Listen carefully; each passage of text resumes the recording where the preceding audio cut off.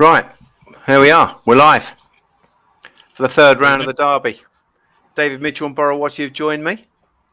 Evening. Have you got any naps, lads, tonight? Antigua cuddles for me. I'm just thinking from the smash draw, might get off the front. Thought she ran the nuts off last time. She did. Take some picking up if she gets round in front, I think. That's an interesting nap. I'm going to go for the most obvious of the night, Kildare. I think he's an absolute certainty from where he's drawn.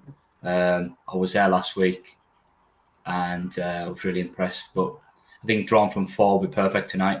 Smash out, lead all the way. And I'm a big fan of this dog, huge fan of this dog. I think it'll go far. Sorry if you hear Blue Tick George in the background, he's just having a little cry. So she comes second today, now. That's why. You're right. You're absolutely right.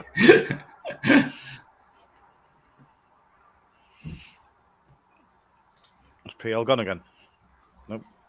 Yeah, the signal's a little bit. Yeah, no, this keeps freezing a little bit, doesn't it? Yeah,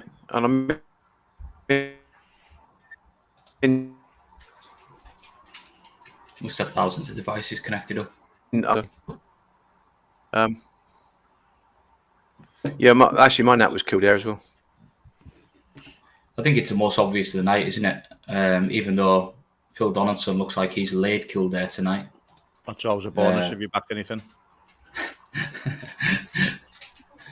But no, I'm a big fan of the dog. I thought he was good in the Kirby, and then since he came over here, seems like the type of dog that just would run through a brick wall. See, like it's down the far side of Toaster, it seems to just pick up a gear, and now I'm a huge fan. Yeah, well, he was on race before the Kirby, wasn't he? And the form of that Kirby's mega strong, isn't it? So always is, isn't it? Yeah, literally had 5 runs, didn't he? Progressed through the Kirby, yeah. Was unfortunate really in the final. Just got a bit tapped for early toe, and then got in a little bit of trouble. But it was mad keen down the far side, chasing hard. Yes, I think it's been impressive for Toaster, especially last week. The winner's been brilliant since, hasn't he? We backed him at 20s anti-post, so that's Sword's dog. Sword's Rex, is it? And he's took off, hasn't he? Since? Yeah, he has. PL still organises internet, just sorting that out. No, I mean, I don't know whether to reboot the internet or be router or what, but it's been fine throughout the day. But it just seems to be a bit weak, doesn't it, at the moment? But There, you seem to be back now, PL. Yeah. Back with us. What happens if you live in the Wells? Yeah, you're not wrong. So has Tom gone down there tonight? Come to see the Killers, hasn't he? Someone said. Really? Oh, well. He's left it in good hands with us. A couple of questions already, I think. Evening, lads. Evening, lads, from one of your... From Sunderland, don't say from our neck of the woods. We're even, Alan. Good lad, Alan. Bro.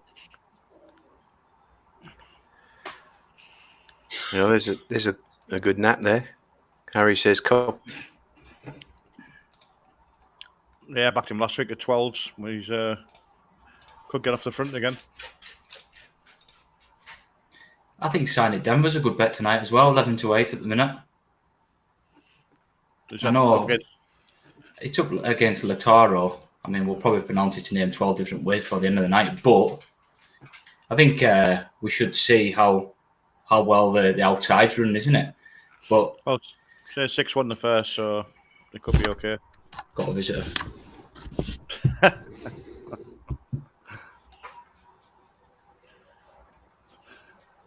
Super Judge.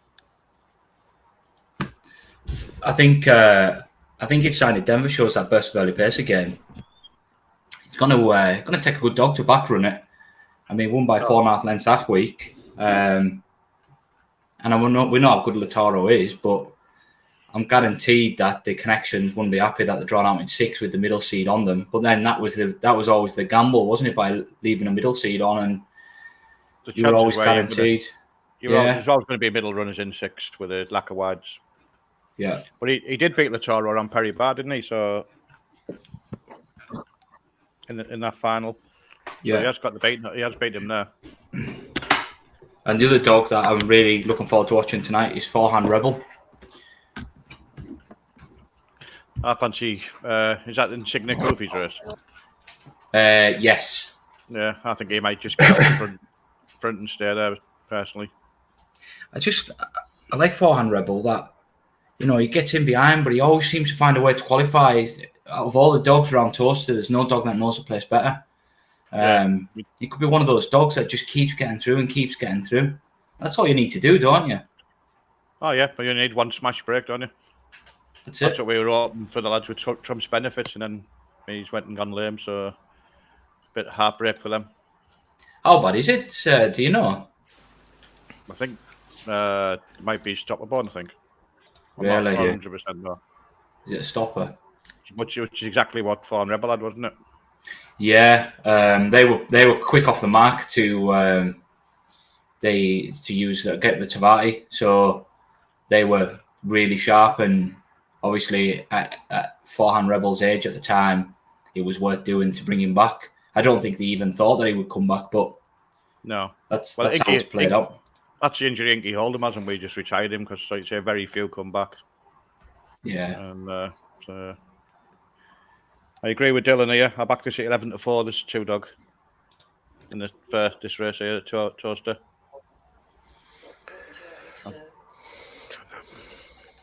I think he could get first run on Call Me Steve and stay in front.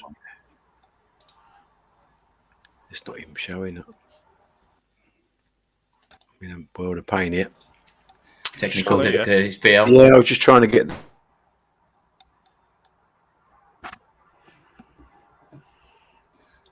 These are the things when you're playing out live. Is that it? Yeah. That's the one. Yeah. I actually quite like to Call Me Steve here, but I know a lot of people are saying about Derby's Delight, but I just thought they were too big apart when Call Me Steve was 11-10 and this was 11-4. I thought they were too far apart, and the way it ran the other night, the Cleese a red and gets off the front. I don't think he'll get picked up. Yeah, I've taken Call Me Steve. I like Call Me Steve, but I understand the reasoning why people would take Derby's Delight over Call Me Steve. There is very little between them, isn't there? Let's be honest. There isn't on the 4-bend run around Toaster either, is there? No. Derby's Delight just showed a little bit more early for me, but I know different traps and everything. It's whatever goes bingo, really, I suppose. I mean, I know Derby's Delight trying 640 at Newcastle, but 712 round Toaster is a lung burster, isn't it? Yeah, it is. Yeah. I mean, Call Me Steve's got form over even further, and he's won at Toaster over 712. That's the only reason I would really be siding with that dog. We're all in. Wave of the flag. 6-bender. Star Sports Stayers Trophy. And away and racing. Good start on the inside from Alana Pet, and also paces up his Derby's Delight along with Call Me Steve, who's trying to get round that rival. As they come out the second turn, it's Alana Pet going on a length clear from Call Me Steve, who's rather climbing all over the back of his kennel mate. And now into the third turn. It's still Alana's Pet from Derby's Delight, who's now got it up on the inside and just gives Call Me Steve a little bit of a shove there. Well clear. Then Afani's Chloe down the far side for the final time. And Derby's Delight now starts to edge on going into the penultimate turn. But here comes Call Me Steve. Derby's Delight might just have flattered to deceive there. And Call Me Steve has quickened away from his field. Staying on nicely is Savannah Volcano in the closing stages. But Call Me Steve has kicked away from his field and beaten Savannah Volcano, who got second. Third was Derby's Delight. Call Me Steve. Nice dog. I always thought he was a ledger dog. Yeah, I think he's proved his ledger dog on that form there, but it is a hard 712 round there. Is so hard. I mean, even a standard 500 dog going around there, they find it hard going into the pickup, but 712 is really hard.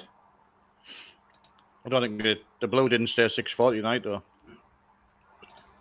Did he get there and stop, though, at the fifth turn? There's a few people said he was a bit funny dog, but he looked like he just completely emptied out, didn't he? Yeah. I mean, he did have a lot of room going into the third turn here. And he burst between the pair of them, yeah. I thought he was just going to kick clear here. Yeah, he was travelling out the winner here, wasn't he? Oh, without a doubt, yeah. I mean, he's took what 3 or 4 lengths out. Call me Steve there, and then all of a sudden he's just hit a brick wall. Yeah, no, I think he stopped. I think his things started done enough. Yeah. He's still, once he's gone past, I know he hasn't chased it down or nothing, but he's kept on going for second, hasn't he? Savannah Volcano out the clouds. Yeah, that stays, doesn't it? You know, that's just picked him up. But yeah. Impressive, the winner, though. Definitely a ledger dog. No, that was out, yeah. That's everyone was saying last year, weren't they, when he was running? Right. I think I might just try and get hold of Tom, I think. We'll chat her away. Yeah, I like that dog, but it's, as I said, it is a hard sixpence, hardest in the country, really. Oh, without a doubt, yeah. I mean, we never tackled it with George. We tackled sixpence, you know, like Nottingham. We were no problem sixpence. We even went to a ledger where he hit a brick wall. But I remember the conversation when it was Derby final night, and we eventually put him in there. You know, that Madry exceptional over 500.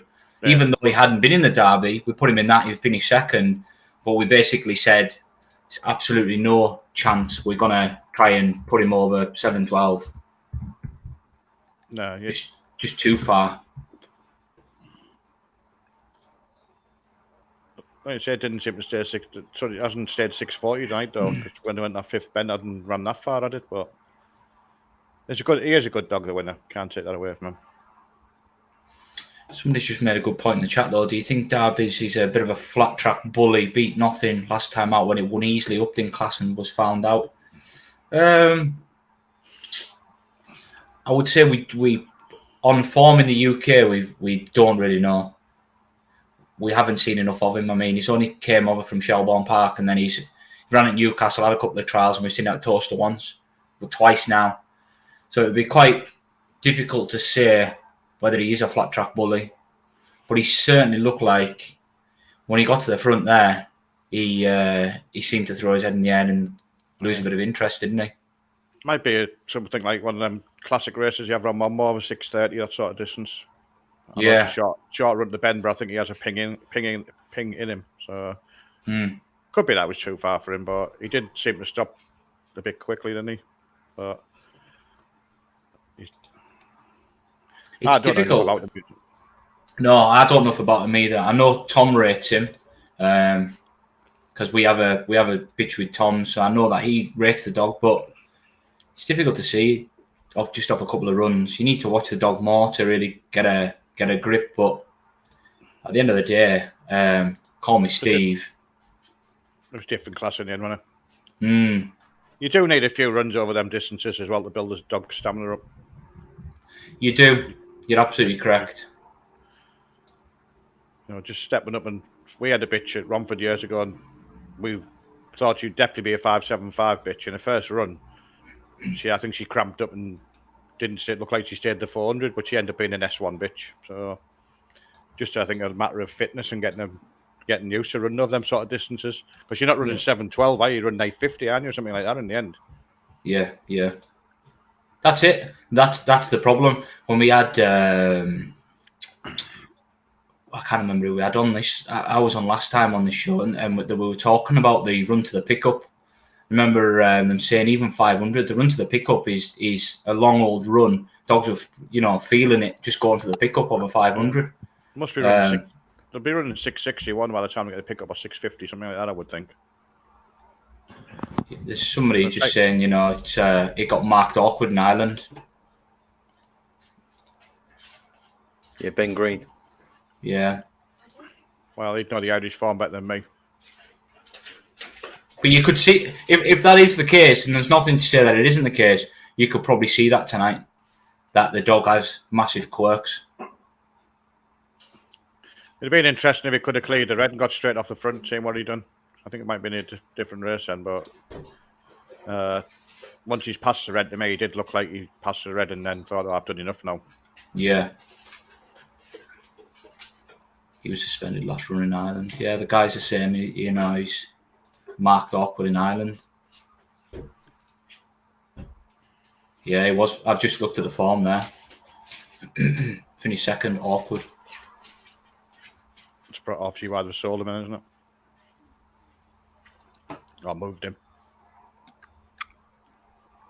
Are you fixed, PL? He's frozen at the moment with a grump on his face. He's not a happy. He's not a happy boy, is he? Oh, it's driving me mental. This is.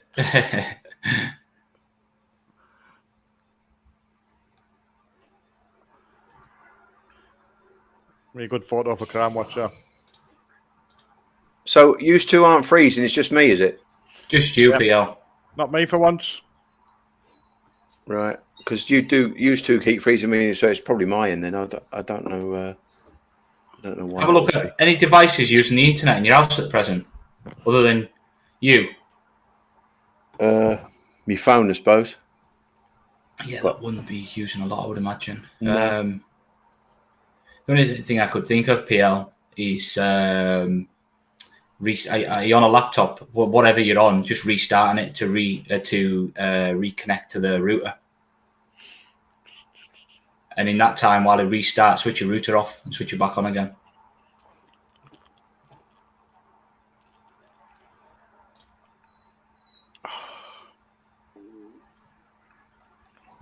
Turned his head near the line in the last 6 benders. Seems to have his own ideas. Fast but couldn't trust him.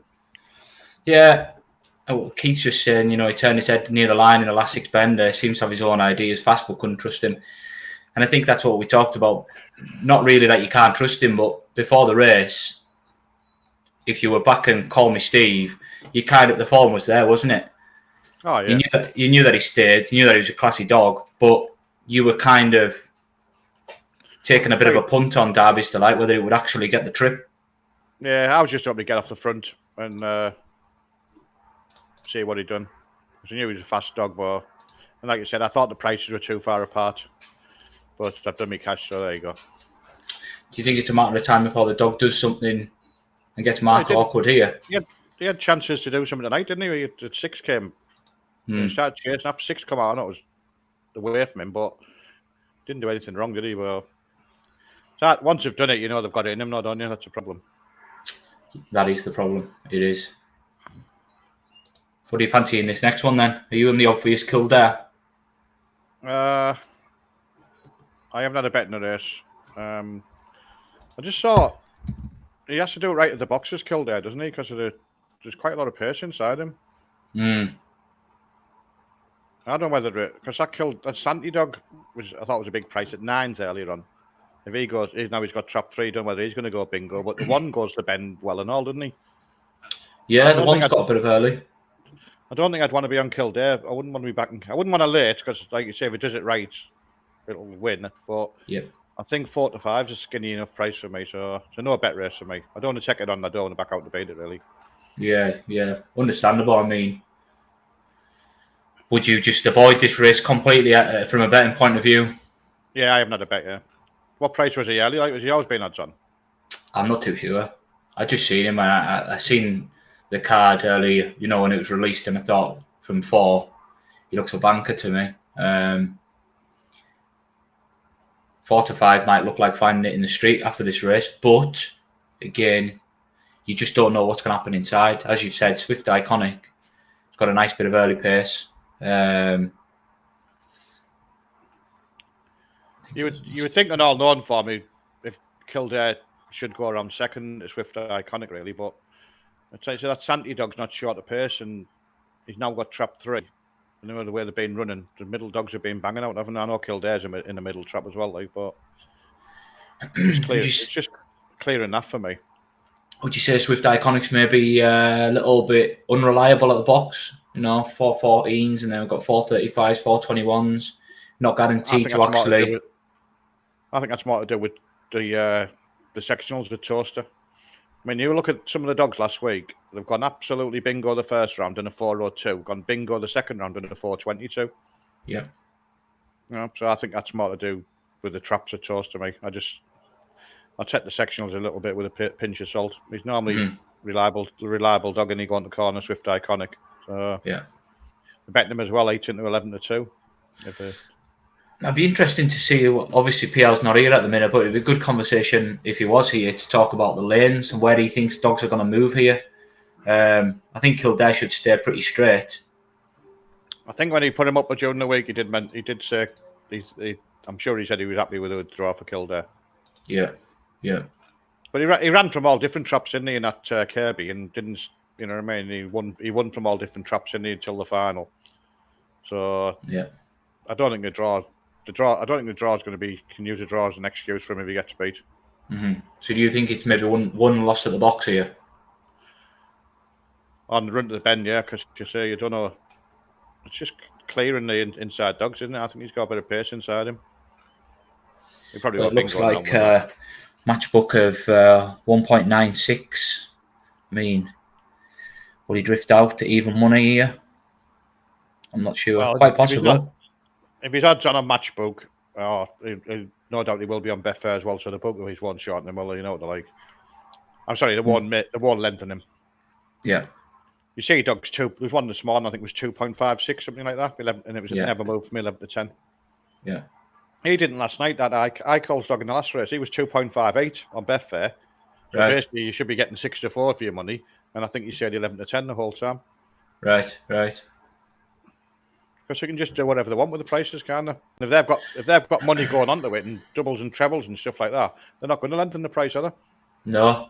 There'll be a lot of doubles and trebles on Kildare, that's for sure. Exactly. So they won't. So they won't want to push the price out. This would be the fair. This is one of the fairs of the so-called bankers of the night, isn't it? So it is. I can't see him. I think he's just. Is he even money now on the matchbook? 1.96. PL looks like he's back in full form. Can you hear me now, lads? Yes. Fixed it. Is he on again? Yeah, I'm getting sound coming out from my laptop, but not because I've unplugged my earphones now. So. Just unplug them back in the back of your laptop. Should pick them up. He's a big old lump that Kilkenny Santy dog to clear as well, isn't he? Look at the size of him. 35.9. He's a big boy. PL's with us, I think. I think it's just his microphone now. He's having an absolute technology nightmare.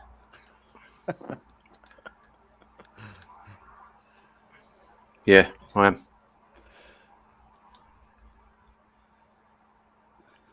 Oh, he's having a little bet on Kildare. 2.08. Well, he's short the 10 to 11 now.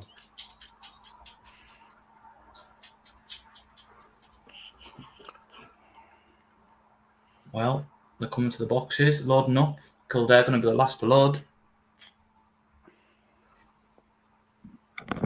So can you hear me? Yes. Yeah. I think it might be off the. I might be off the computer volume now. Anyway, all in. Rise on track 4 here, Kildare. And off and racing, and Swift Iconic gets a bright start. Kildare now tries to pace up into the turn in front of Kilkenny Santy, and it is Swift Iconic with Kilkenny Santy and Kildare together. They're well clear then of Dealey's Frankie into the third turn, and it is the white dog, Kilkenny Santy, that now noses ahead of Swift Iconic, who's trying to battle back Kildare up on the wide outside. Two Dealey's Frankie splashing home late. Kilkenny Santy has set sail home from Dealey's Frankie and up towards the line. He'll win it. And I think Kildare did qualify back in third. A 3-2-4, I fancy, but he's very close for third qualifying spot. But Kilkenny Santy's done really, really well there for Seamus Cahill. Yeah, I'm a bit annoyed I didn't have a small play on that. I'd have thought that with the smash box and everything, it was double figures and all. Well, there's the first one for the bookies. Yeah. Yeah, like I said, I wasn't sure he could clear Santy. That's why I thought it was a bit short. Dealey's Frankie went in for him, really. I don't think Kildare liked the 3 dog up the inside of him down the far side. I expected him. We'll go far behind 5s, and 5's feet was short head off 4 at the end. Yeah, I don't think Kildare like to be the outside of the three there, especially as they're coming into the third bend. It's like you said, his big dog to clear. He's run well, Dalish Frankie again and all.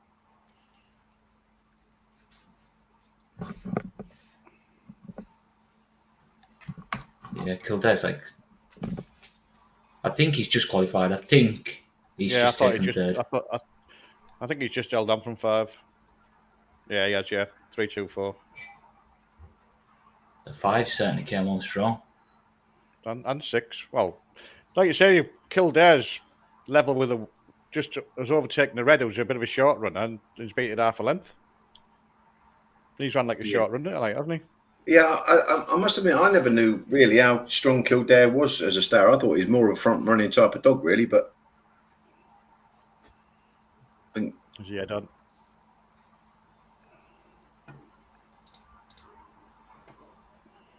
He's done really well to win there, Kilkenny Santi. We mentioned it the other week, didn't we? He's an underrated dog. Yeah. From a couple of runs before, he'd run well when he finished second in one of the races. Come out pretty straight there, haven't they? One dog's moved off maybe, but... Well, 2 moved into him a little bit out of the boxes, into 3 as well. But I did, could have got involved, but can't back in all the races.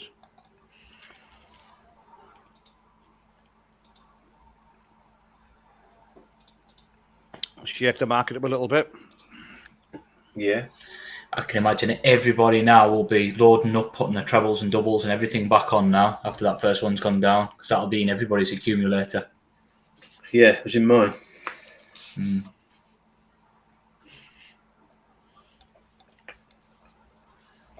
Yeah. Your internet seems a lot better now, PL. Don't want to jinx it. Yeah, I took the earphones off now, so I think I'm working off the laptop. I can hear you, okay. Yeah.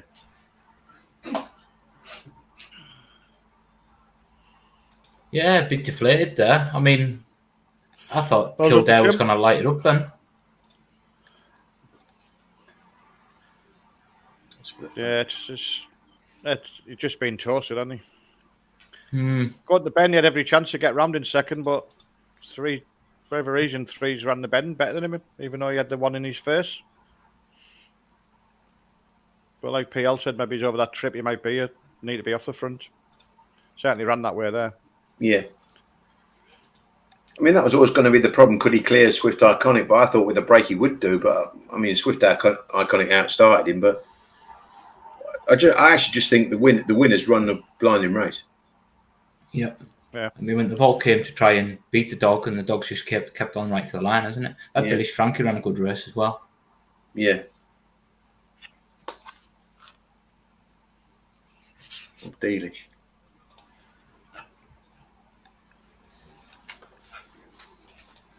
On to the next. Dylan said that Kilkenny not doing too much in front, which is interesting, but still won by a couple of lengths, didn't he? Did he enough? Yeah. And Carl Jackson said there Frankie ran a blind. He did, because I think I spoke to Patrick on Monday, and he said that out of his dogs, that was the one that sort of came off the most tired dog. But he's definitely staying really well, Dalish Frankie, to be fair. Yeah, he runs the track well, doesn't he? Yeah. So it's good to have a dog though that doesn't have to lead and it'll still come through, because at that level it's quite rare. Yeah. And again, I'd agree with this. In the end, 4 only just held on for third, like you said. Burrow, he's only just finished in front of Swift Iconic, who would only just get, and he got headed into the third. So. Yeah, it's been half. Well, the other 4 finished within half a length of each other, haven't they? Yeah. And 5 and 6 were a long way behind down the back to get. Yeah. You wouldn't if you turn that race off and Kildare was off the front 4 in front of 5 and 6, you'd be expecting to win by more than the head, wouldn't you? Yeah. I don't know. Do they stay over? Who's got Kildare? Are they travelling over or? No, he's travelling backwards and forwards. So you never know whether you have a bad journey or anything, do you? Exactly. You know, with ones who were travelling, so that's the problem. You're like on the boat a long time, aren't you? And Of course. The dog frets for any reason. Yeah. It can easily happen. Or It a rough passage over, anything like that. You can affect them, can't it? Yeah, I do agree with that. I think you're better off. Personally, I think you're better off staying over here. And funny enough, because we went to me and Lorraine, when Lorraine was working for the GBGB, we went to Colin Betteridge's sort of leaving doing his at Swindon, and we stayed in a hotel. And we stopped to have a drink, and all of a sudden, sat next to us was Peter Cronin, and he stayed with Paul Foster at the time. Yeah. That was a long while. That was a long while ago. But obviously, he's decided to travel backwards and forwards. But I'm not too sure whether. I think if you can get a good base to start, you like you said. Well, they must make it cheaper for the owners and everything as well. And if the dogs settle in, we were talking to Michael O'Donovan. He was staying at Savers. And obviously his 2 dogs got knocked out, but he was travelling backwards and forwards. He said that the boat, David, was €605 each time. Yeah, are you on mute? He's gone. That when you're saying that, Peter, Paul, I know Darren was thinking of taking Candyman and Trump's Benefit over for that 600 competition in Ireland, but when they took all the costs into consideration, if they didn't win it, they weren't going to get anything out of it because they're expensive having to go over and the passports and everything else for the dogs. And they said the ferry fares had gone ridiculously high. So probably take a lot of these things, aren't they? Companies just trying to get the money back, aren't they, from COVID things. And they'll end up getting nobody travelling on them because of the prices. Yeah. You hear me now? Yeah. And obviously diesel as well. Yeah. A dear old doing it. So I wonder where Peter Cronin's based. Do we know? Is it, a long distance for him to come over? Yeah. Quite interesting when you think about it with dogs that are travelling over from Ireland and taking that into consideration. Yeah. Something you just don't, like these unknown variables, not the track, not the traps, not draws, you don't really take these variables into account, do you? Or do you? We did it with... We ran Inky in the Irish Derby, and he got through about 3 rounds. And me and Matt were going over on the ferry, and Darren was on an earlier ferry. And then we were meeting up with Darren at the track and everything, and coming back, and he gives a lift back to ferry port. But you're talking from an early kickoff, and we were coming back on like a 3 o'clock in the morning ferry or something.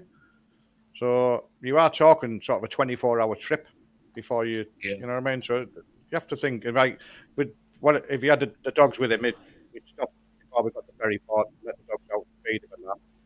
But they are in the van and everything for a long time. So if you have a dog that possibly does stress or something happens and upsets them, it would be easily done. It's just something you don't consider. I mean, I've never really thought about it till you said that they're coming from Ireland every time. Maybe one thing that we... So I assume then if Peter's getting drawn, well, in the previous rounds, he was probably coming 2 or 3 times, back and forward.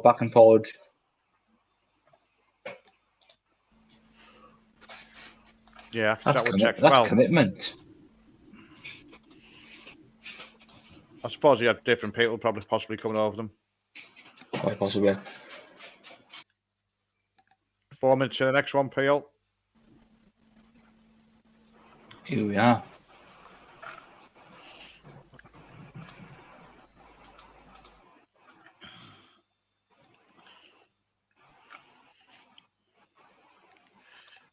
Did Priceless Jet put the brakes on last week? I was standing with a couple of people watching Priceless Jet last week, and I was just talking about Priceless Jet. Can you hear me all right, PL? Yeah. I can. I was talking to a couple of people, and we stood watching Priceless Jet last week, and I'm not going to name names, but a couple of people next to us said that they didn't think that either the dog's fit at the moment, or but they said if the dog keeps getting through, it'll be a handful to contain. So we might see a different version of Priceless Jet tonight.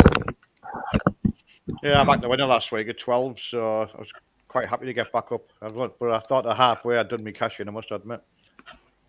Well, it could be, you know, whether, like you said, if you didn't know the dog from some of his runs in Ireland, you'd say he chucked it, wouldn't you? Or like you say, it could easily be. You don't get, you know what I mean? It's about being right on the night of the final, isn't it? And building your dogs up through a long competition. So some trainers leave them a little bit undercooked, don't they? Yeah, we have had that discussion. We had that discussion after round 1. Yeah, he hasn't had a lot of racing recently either, has he? So I think here I fancy Ballymac Fair one from 1. Yeah. Tom's asked me to have a little bit on a Belleville in the place market. I shrewdly took 9-2, and it's now gone 5-1.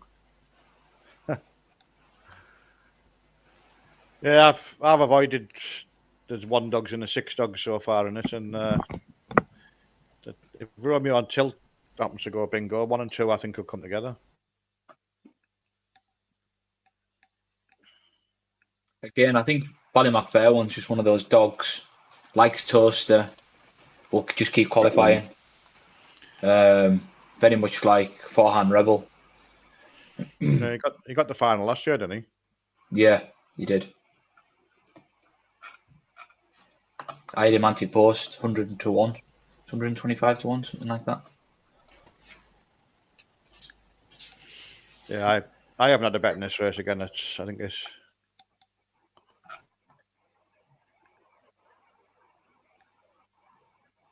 Who do you fancy, PL?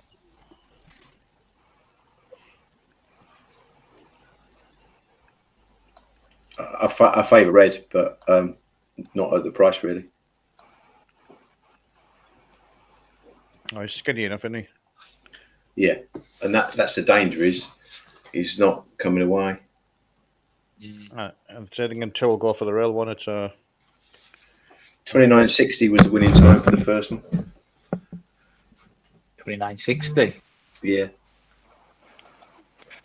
I think it's maybe been heavily watered and a little bit slower. Yeah, you can see there. Look, the track's going to. They apparently they harrowed it as well, sort of mid-afternoon. So. This is heat 2 of the 3rd round. Oh, he's come away. Away and racing, and Ballymac Fair one has bounced out the boxes in front of Romeo De Niro. In behind these, then comes 6. That's Priceless Jet trying to get past 3. Ballymac Belleville out of the second turn, and Ballymac Fair one's in a hurry here, gone 2-3 lengths clear from Romeo De Niro. Trying to make ground now are the stayers in behind, and Priceless Jet is looking for a way past Romeo De Niro up on the inside of that rival as they come off the last turn. Ballymac Fair one is in supreme isolation and goes on to score readily in the end from tight, maybe Belleville, just in front of Priceless Jet. You might have got your players' money there, PL. We might have chinned it right now. I think you might have done it right in the line. I think so. Stays well, doesn't he, Belleville? Yeah. The first race tonight was 30.09. Yeah. And Call Me Steve done 43.91, which is a fair enough time, I think, over the 6:20. Yeah. I think Fair one's a better dog this year to last year, PL. I think he had his problems, and the thing is, David, he hasn't had a lot of racing, has he? No.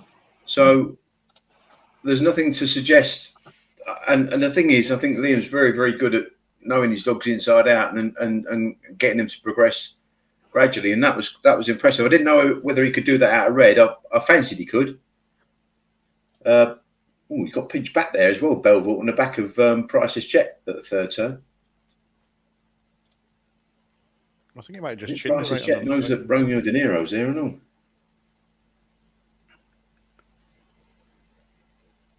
You wouldn't expect Priceless Jet to get picked up, would you?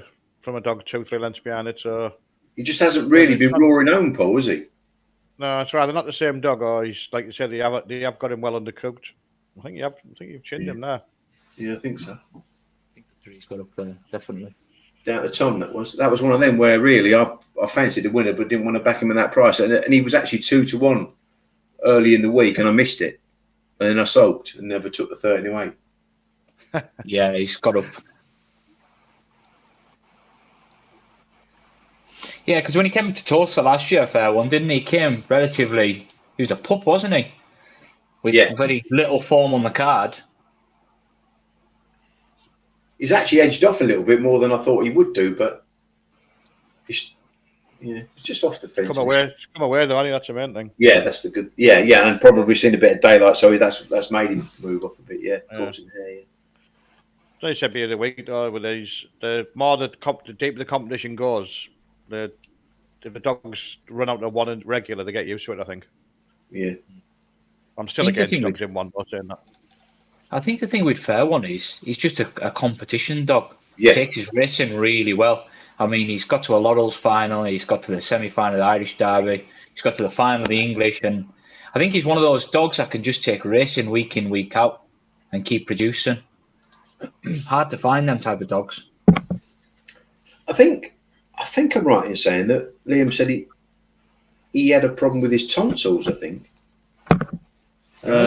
And that was because he spent a lot of time off the card, didn't he? Yeah. And I think that was one of the problems is he was just struggling a little bit. He's certainly the master at it, isn't he, Liam Dowling? I mean, when that draw was made, Liam's probably thinking, my luck is out here. I've drawn 2 in the same heat. Mr. Fortune. How are you? Yeah, I'm all right. Yourself? Yeah, good. Yeah, can you hear me? Yeah, I've had massive problems with my sort of internet. I took my headphones off, and now I can only hear you through the laptop, so it's a bit of a nightmare. A bit of technical. That's not only because Mr. Brightside's gone, see. Yeah, it's interesting. 3 Irish qualifiers there. The first heat. It's obviously very deep, the track. You know, I heard you say there they harrowed it. It is running slow. I just wonder, is that what got to Kildare? I think that Swift Iconic ruined his chances of landing the spoils. Thought Kilkenny Santi ran very strong. We'd expect that from him.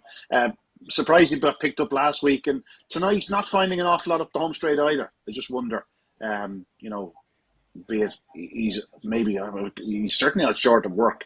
Just maybe he's just one of those dogs that prefers to be behind greyhounds. I don't know, but he's running well at the moment. I'll tell you something, he's got plenty of pace. But last winner was very good, Ballymark Fair One. If you get another 2 or 3 starts like that out of him, he's going to be a player in this year's Derby. Yeah. 29.54, that one. Yeah, there's no question. On recent weeks, if he'd made that start last week, he'd have done 29.10. You know what I mean? So it certainly seems to be back. You know, that sort of way. I was just asking PL there, Ian. Do you think Fair One's a better dog in this Derby this year than obviously he was a puppy last year? He was more than just a puppy. Like did he even have 3 or 4 starts before he made his appearance in the English Derby? He's certainly entitled to improve for it. You know, it's certainly a track that the more looks at it, the better you'll get. Obviously he reached the Laurels final after the English Derby, but then they were much maligned for trying to sell him for 40,000. Now, as I said to a few people, try and buy a dog for 40,000. It'll be disputing favouritism in the English Derby final and reach a Laurels decider, and again be disputing favouritism. And here he is back at Toaster, a track where he's proven he's handled well, and all of a sudden he's in the last 24 on the back of a very impressive success. He's not going to be a big price to win the Derby tomorrow. Whatever happens from here on in, I think he certainly looks a more polished dog this year, in a sense where last year you weren't guaranteed to get a start out of him every night or any night, whereas this year, okay, he did a 4.27 last week, but you know, you can take the splits last week with a pinch of salt, perhaps. He's after doing a decent run there. I thought it was a really nice display. I think he's a better greyhound. He seems like a proper competition dog, a dog that just takes his races week in, week out, doesn't he? He seems to just go through these rounds. Yeah, but he's still relatively lightly raced. You know what I mean? And it's worth pointing out, like, to show how puppy he was last year. Like, they couldn't get him onto parade in the semi-finals or final last year. Like, the struggle. Like, he was just probably his first time in front of crowds. And obviously there's plenty of maturity there now. He's just gone 3 years of age. So he's reaching his peak. He should be at his peak at this moment in time, and yeah, he's a big player, no question about it. He keeps trapping like that. He certainly is. Yeah, big time. And tell me, Ian, you know, is Belleville related to Ben? Ben.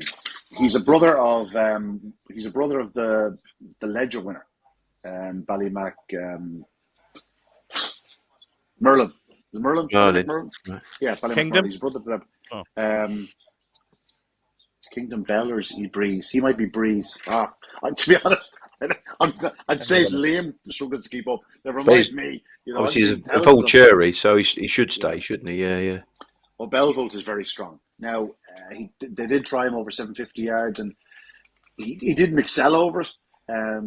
He was a dog that looked a really bright prospect last year in the same route as a lot of dogs we're seeing this year. Juvenile Classic, Kirby Memorial. He's always been mad for the fence, probably not as mad for as he once was, but he's very strong. And he does seem to have a bit more about him this year in a sense where he's getting into the races earlier. Like to enter the back straight and third spot there was a big run, you know. He's a half brother to he's a full brother to Merlin and a half brother to Dealish Frankie and the Bold Freddy. Yeah, and Ballymac Snazzy, who's running in the Oaks tonight in the quarterfinals. She's Puppy Oaks winner. And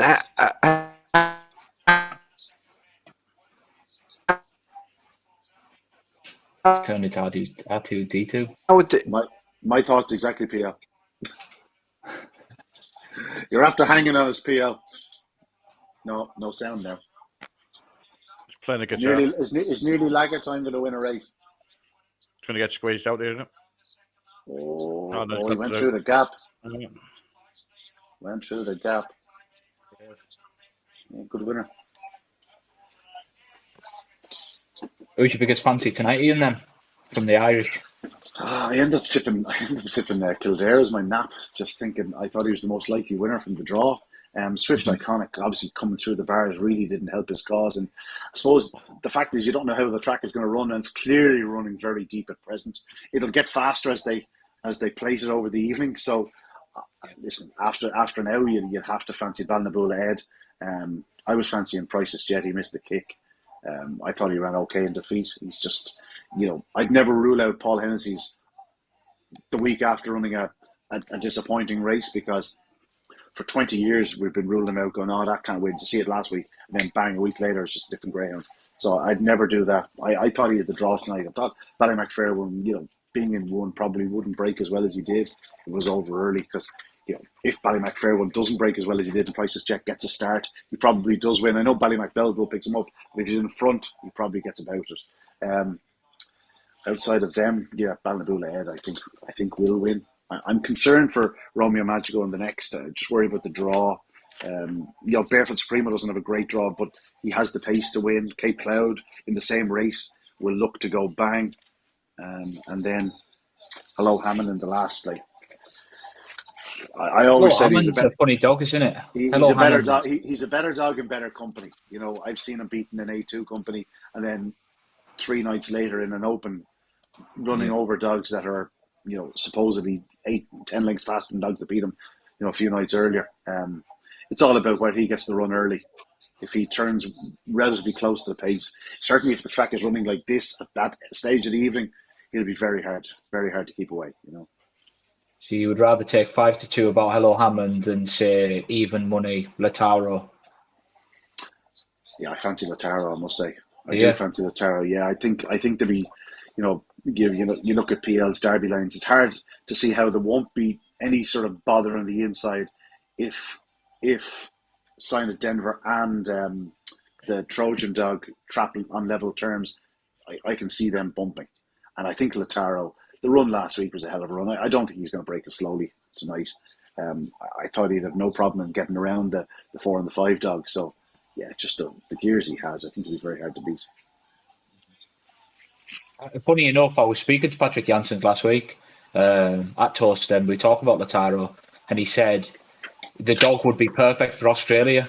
He wished that he had everything in place, that after the Derby he could go over to Australia with the dog. The type of style he's got, he said he would just be absolutely tailor-made for Australian racing. Quite funny. Yeah.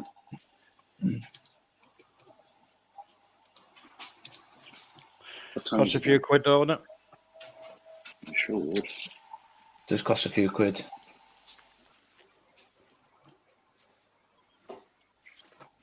How's PL? Do we have any sound from PL? International Man of Mystery tonight. International Man of Mystery. How are you doing, Watty? Any winners? Yeah, we had a bitch during the week. We had one run the week before, but then she's come in season. She won 6.5, and then we had one the other night. She's been off 9 weeks. First run back, put her in an A1, and now she won 7 3/4, 27.03 around Sunderland, so not too bad. Oh, no, probably on the back of a 490 or something, was it? Sorry? What did she do the sectional? Was it a 490 or something like that? 488. Oh, Jesus. So she's only had 2 races in Ireland, and she's had 5 in the UK, but 2 of them races you can wipe off because she had an operation on the toe and she shouldn't have really run. So basically, she sort of won 2 out of 3 races. She's only just over 2 as well. So. And where'd you buy her out of? I'm not sure. It's me mate who buys them, but she was only cheap though. So, but she beat a decent field tonight. Who were all been winning races. So, the only problem is now can we get back on the card? Yeah, that's an issue, all right. But someone put 6 point up on Betfair, so you had to have a double. But they don't often win like do that sort of times in graded. But she done 27.11 last year before she came in season, so she's got it in her. But I think that I'm hoping there's a puppy competition coming on, so we're hoping maybe there's some maidens or something coming up there as well. Well, I don't know what. They don't put many open races on at Sunderland, unfortunately. Well, there was a time you'd get a few. But that, I think I was talking to a mate, he was speaking to Yvonne, and she mentioned that maybe he's had Angel of the North at Newcastle. So maybe give it a spin around there and see how she goes. Well, if she was only cheap and you're talking about Angel of the North, she's clearly a shrewd purchase. The lads who buy him are very shrewd, I'll admit that. Because we had another one that the bitch in the one the week before. We got her as a replacement for a dog that wouldn't chase, and she won 6.5. But she was only in an A3 though. But then she's off the card now for a while. But yeah, so we're going all right at the minute. They got another puppy as well. He's February 21. He's won his first 2 trials, so something to look forward to. The future's bright. Getting on's the hardest part, as we all know. Just looking at this one, it'd be interesting to see, like, if Romeo Magico got away on the bunny, how quick would he go? Like, he'd be a good guide. Yeah, obviously, JT Rexer will edge in them, but you just wonder. You'd expect Ballymacfair wouldn't have gone a lot faster than what he has tonight, wouldn't he? Going bingo like that. Oh, yeah, I certainly expect 5 or 6 lengths faster. It's what you're up against, isn't it? When you think you've got a good price early doors, because of how the track ran last week with all the front runners winning everything, and then tonight you have a bet, and then the track's possibly 40 slow, something, you know. But it's the same conditions weather-wise, sunny and bright. But didn't he do a 29.09 or a 29.10 last year as a raw pup, Ballymacfair one? Yeah, he didn't have it ready fast. I think that's what made him favourite, wasn't it? Yeah. Keith, I think Rahamofo tonight, if she avoids traffic in the corner, no matter where she is down the back straight, if she's sort of within 3 or 4 lengths, I think she'll win. What she's doing from the third bend home is absolutely phenomenal. She's an exceptionally fast lady. Just that opening corner is the issue. Yeah. She needs to mind herself early in the end, doesn't she? That's the thing. She does, but oh my God, she's some gears. And it's not the strongest of the heats. Trap 1, Drubby's next one, has been a short price most nights, but she probably wants a little bit further. She needs to do everything right, and she might edge off from Trap 1. So, yeah, I thought Rahamofo would be probably close enough to the firing line going into the corner. And as I said, if she's anywhere close to them at the third bend, she'll devour the ground up the home straight. She's pretty fast now. She's really quick. And I thought actually there was a chance Kilbannon Psycho in 3 would edge inward. So from 4, she might just get a little room in the early stages. I thought she'd lead up 5 and 6, Reckless Nanny and Droopy's Dot. Amazing how Romeo Magico was sort of even money 11 to 10 all during the week, and now you can get 7-4, nearly 15-8 about him. Interesting to see how Sign Goofy goes in this, because obviously with the track running slower, Sign Goofy, I never expected it to win as well as it's been doing, because obviously it doesn't look laden with stamina, but be interesting to see how that goes. That'll give us a rough idea of how the track's running. I backed him on the 4-1. I fancy Goofy. I thought I'd get off the front and. I mean, I don't think JT Wexford normally comes away like he did last week, man. But if he does, he's only going to head one way, isn't he? If he does come away. Yeah. And the Blues been banging out every time. That could might not have the class of these, but it certainly got the pace of the corner to hold up 3. Got a nice photo last week with Wexford and George because of the brothers at Toaster. That's right. It's quite nice. They're retired. It's a good photo, that. They're brothers, are they? Yeah, well, half brothers. JT same dam. Yeah, JT China. He's out at Wexford's Romeo recruit, and George was Loggill Duke. But I remember when we first got George, I was sending messages to Ian saying, "What's the other litter mates like?" And I can remember Ian saying they were like rockets. That JT Hornet was a fast dog as well. Yeah, I think he got broke up early enough in his career. He looked a really fast Greyhound Hornet. There was the mad yoke. What was the mad one? The mad one that ran over 6 bends, and did he get thrown out one night? Tornado was it? JT Tornado, was it? Yeah, that's it. And then Turnstone Jet is the other brother. Yeah, there's definitely some quirks in that line. Yeah, but there's pace, and if there's pace, you have a chance. Yeah, often is with fast dogs.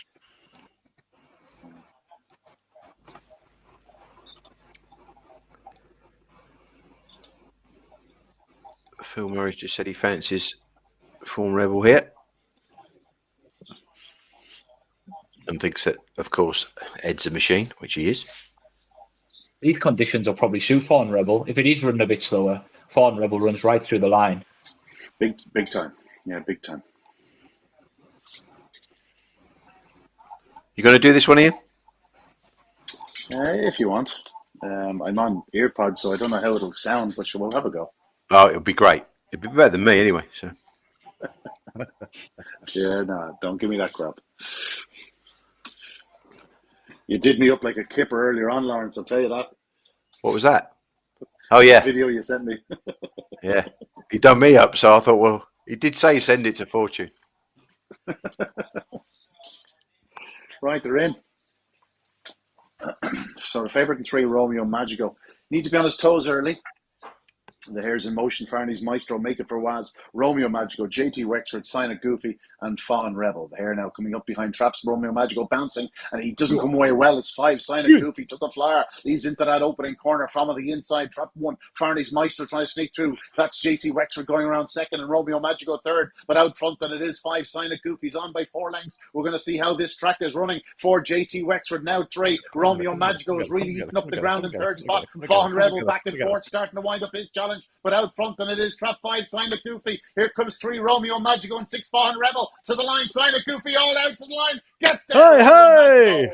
Runs a big race in second, and Fawn Rebel another big race in third to qualify. But Sign It Goofy got the good start.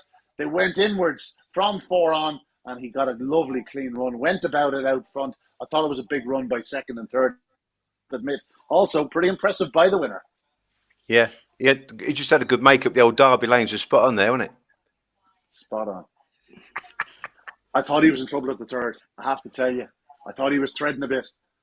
Yeah. If it was Fawn Rebel in second at that point, he's goosed. Yeah, but that's the thing with Fawn Rebel. He does get taken off his feet a little bit, doesn't he? That's the thing with him. But I backed Goofy at 4-1, but I had 5-6 forecasts as well, so I couldn't get the sweeties, unfortunately. Yeah, no, that was my play. Yeah, 12 months ago, Romeo Magico would finish last. He's done a lot of running off the break. He's done. Yeah, he's a much stronger Greyhound this year, but again, the inconsistencies of traps are his issue. Now, as it was, if he trapped there, he might still have got squeezed and had to work hard to get involved. As it was, he was able to pick his own line around the opening 2 bends. I thought he ran a big race in second. Obviously, Fawn Rebel's always going to run on very strongly and does run a big race in third. But Yeah, good run by Simon Goofy. 29.55, and that track isn't bad. 29.43 last week. It's not too bad at all. I think it's maybe starting to speed up a bit. Just you can see it there. Look at the lines that they have been playing it sort of, so it will speed up a little bit.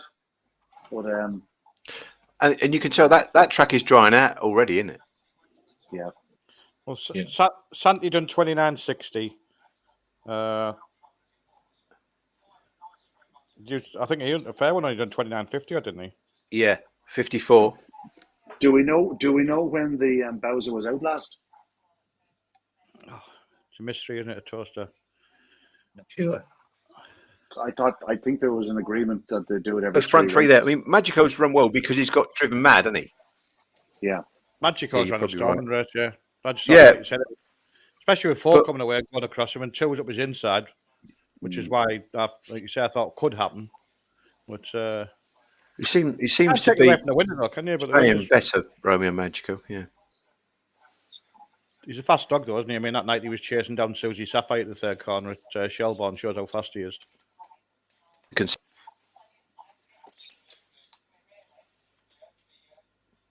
I just wish Fawn Rebel just had that little early bit of Tony. But then again, he's looked after himself, hasn't he? He could have easily got taken out there, but he knows the track so well. He seemed to just dodge trouble and stay on strong. Yeah. He is very strong. There's a lot to like about him as a greyhound. Yeah, he tries hard, doesn't he? Tries hard. It was a good race, that was. Especially if you're a Watty. All right, I'll sniff. Actually, I got a bit of 6-1 Goofy earlier in the week. After time, No, it was in the Derby Lanes. Derby Lanes, it was there. Right. It was on the Derby Lake, and I'll agree with that. Yeah. All I know is that 2 or 3 of my nibbles have gone through still my anti-posts. Romeo Magico, Ballymac Fair one. We have Ballinaboula Ed now later on. We're doing okay, lads. We're doing okay. Yeah. The dream of having half the field in the Derby final is still alive. It's still alive. Yeah. You're right. That'd be lovely. My 2 anti-posts was that Shadow Dog of 33s went lame, and Trump's Benefit at 80s gone lame. Very good. So I can't. Dylan said that I have to stop betting people's dogs. Magico's possessed. Yeah, hard to disagree with him there. Unbelievable run by him. And that's his best run in Toaster, no question. No question. It's his best run in Toaster. Yeah. Yeah, so Ian, you said that you didn't think that was quite as slow. Is that what you're saying? I mean, really, he did a 36 first time, and then that was that Friday night where they were moaning there was not enough water on the track when Goofy won his second round heat. I mean, it could be. I don't know whether it's 40 slow, but it could be a good 20. 20. Yeah, I'd say it was 20 slow now. Yeah. Yeah.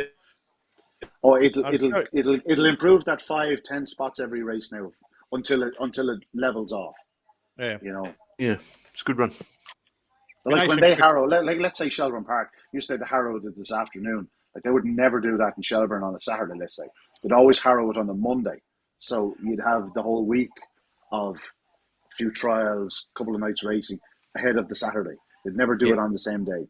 It was a strange thing. I was flabbergasted when I heard this afternoon that's what they were doing. But they've had problems with the motor apparently, and the bearings in the motor, and the traps have been left on the trap, and they were supposed to have hurdle trials a couple of days ago. That didn't happen, so it's sort of almost as it's just been left, and I don't know. The problem is, the thing is Shelbourne, how many meetings? You have 3 meetings a week?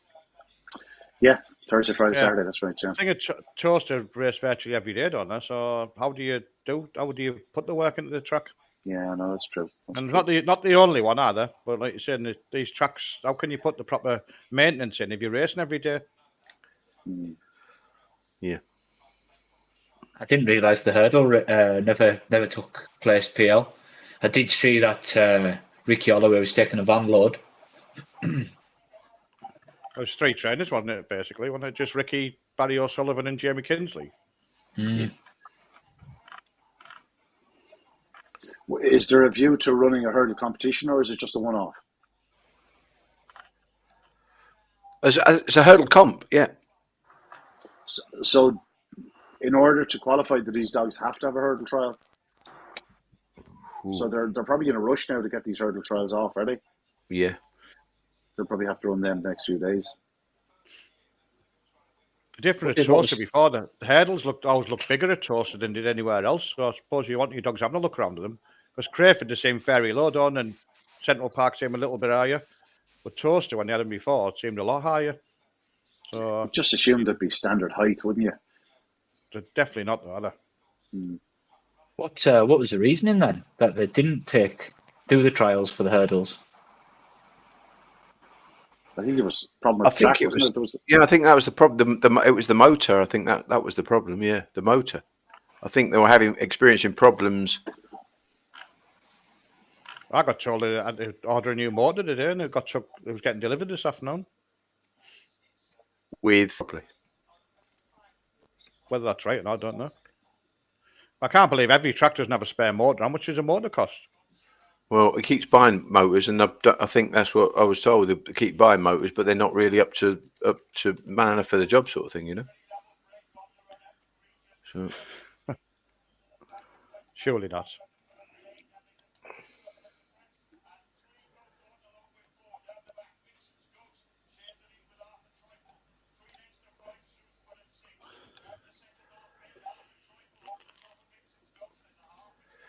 But that's what I'm saying. There's been a lot of things that aren't quite right, and you just touched on about Shelburne, and they wouldn't do that, Ian. There's probably a maintenance program that's in place. Those people that maintain that track have done it for years. Oh, I wasn't saying that it was wrong or it was right. It's just something we wouldn't come across. It's generally done early in the week, and then limited in experience. By the time that they have racing on the track, again, we're only racing 3 or 4 nights a week, so it's not an issue. Do you know what I mean? Yeah. What's your Oaks fancies anything? I think the inside is probably the place to be with the likes of, I think Scooby Duchess should improve again. She's about 12 weeks out of season. I think she'll improve another length or two, you'd imagine. I think she's on the right side of some very fast rivals, but I thought she'd do enough to win. I think Droopy's Request, I think it was a match between herself and Ballymacsnazzy, and she is on the right side. But Ballymacsnazzy, if she hits the lids, I thought she'd be hard to beat. The aforementioned Rahamofo, and what's in the other heat? The other heat's a dinger. The other heat's the first heat. That's a tough one. No, it's not the first heat. It's Droopy's Gloss and Mary's Wedding and Anna Lucy. And I think whichever of those three hits the lids will probably win, but I think it's tricky enough. Saying that Brian is bitch has got a tough draw, hasn't she? The Clara bitch. Yeah, she's very tough, yeah. And she wants defence, and in order to win that heat, she'd have to go 3 clear, and she has no chance of leading them. Do you know what I mean? Yeah, I think she's only about 12 weeks out of the season as well. Is she? Yeah. That would sort of make sense because she hasn't quite got home in the last 2 starts, and she stays a bit better than she has been. Yeah. Is that not on the card? Like, we should have kept quiet there. We don't have that in Ireland. No, we don't have that in Ireland. Okay. No. I might be to be wrong. honest, we'd only use it. We'd only use it. We'd only use it begrudgingly, shall I say? Like we'd use it to our own favour rather than to the public. Yeah. So what's the point? Yeah. Well, I think it's crept in over here. That I think, without a doubt. I don't think if you don't tell the track how they're going to know. Yeah, that's true. Obviously, if you need to tell them, we'd always tell them because we're honest and law-abiding. But I'm pretty sure some people don't. He's staying a lot better, that goofy dog, though, isn't he? Because he didn't look like he stayed 500, did he, when they brought him back from the sprint and that? But well, PL, you were saying something the other day on the pod that he had won over 500 back in the day, hasn't he? Yeah, he did. I bet him first. I think his first time on, he was in an A4 or something. And because he's from that litter, I bet him and he won half the track, and then he went up in grade and got beat. So I think that's why they went down the sprinting route, let him strengthen up a bit now. Yeah, and he's been a cracking sprinter for them. And like you say, since he's come back first run, I thought, he still doesn't get it properly in that level. But the last couple of runs, he's took off, hasn't he? So going to be a hard dog to beat when you get off the front like that around there, especially if you have the track fast on the finals night or whatever, if he gets through. Things are going to get a lot tighter now next week, aren't they? When you look at some of the dogs that have gone through already, and some of the names we have to come, like there's still a lot of winning in this derby. You know what I mean? It's yeah. The thing for that goofy dog is, flaw. The thing for the goofy dog is, he'll go out to 5 or 6. He's not bothered, and he's going to get his draw, isn't he? Where you're going to have a lot of railers. The issue with him is that if he is led some night, it's how does he contain the strong runners in behind him? Yeah. If he doesn't lead, I think he'd probably go out. But it's like you said, he's going to get his draw, and his chances are he could even get his draw with a railer inside him, which will go across as well. So I think he's interesting how well he's sort of getting home now as well. So especially like they say, you thought he was in bother tonight and they agreed with you, but slow track and he's chucked it out, hasn't he? Yeah, Sonic Goofy he won back-to-back races. He won 500 metres at Toaster on the 12th of December, and then he won on the 18th of December at Hove over 500 as well, and won 3 lengths and 5 lengths both occasions. So, John corrected me straight away. I said we were chatting, and he corrected me straight away. He said, "Don't think this dog's a short runner because he stays 500." So, yeah. Well, I think he's proved that tonight on that track. Yeah, so do I. If you're doing 29.30 at Drum Toaster, you stayed on. There's no sort of argument about it, I don't think. And like Ian quite rightly said when we did the podcast for Matchbook earlier in the week, he's a Magical Bow, and Magical Bow loved Toaster. Loved it. Yeah. Andy won. We get in trap 1 if he gets the final. So bonus as well. I had him backed. He was one of my great near anti-post touches. I saw him trial at Shelburne Park over a sprint trip in around January of that year, and because you remember he was Kevin Hutton, then he was Pat Guilfoyle, back to Kevin, back to Pat, and he trialed at Shelburne, and obviously the sprint finishes in front of you. After 350 yards, and he passed me, and it was just the most majestic galloping machine I'd ever seen. He was just the most fluent, beautiful mover, and I just said to someone, "Wow, he just looks like he's developed so much over the winter, and his fluency was just there, and his power and pace." And I just went, "I'm backing him for the Derby because he's guaranteed to be going to the English Derby, obviously, because he'll be going back to Kevin Hutton or whatnot." And 50-1 I backed him each way, and topped up every now and again. Just one of those, get a few quid, I'll have another tenner each way or whatever. He was winning me a fortune. Obviously, he was very short price the week of the final. I was able to do a bit of business. And as it was, that was the Derby final where there was another 4 Irish dogs in the final. Yeah. So I probably had 2 or 3 of them backed anti-post. And Price's Blake, I didn't. But as soon as he got the draw, Trap 3. And Trap 3 in that year's Derby in Nottingham was the box. That was the bingo box. It was. I said, and one of the firms went up 16. Yeah, I backed him at 12. I have to get on. And I think he went 12 within an hour or two. He did. Then on the night, he was probably only 8 or something, was he? Yeah, he was. Yeah, I backed him at 12 just because same thing, like you were saying. And it must have been a lot of groans for those who were on bail anti-post when he drew red. Yeah, big time. There was. I was there. That was at... Who drew it, Lofty? That was in London, the hotel in London. Oh, yeah, the Derby lunch, that's right. Was it the Ritz or something like that? I think it was the Ritz. Yeah, how the other half live. That's it. I was called in at the last minute. Hobbsy invited me right at the last minute. Hey, you're the Derby commentator, he said. So I got invited, yeah. I'm not getting my 10 Glengar Scholar here, am I? No, nearly. You never know, he might drift. He's, 4-1 on the odds and about 7 on the machine, I think. Or 6 on the machine. Yeah, that 7 quickly disappeared. You keep these things quiet until you've got on. Yeah.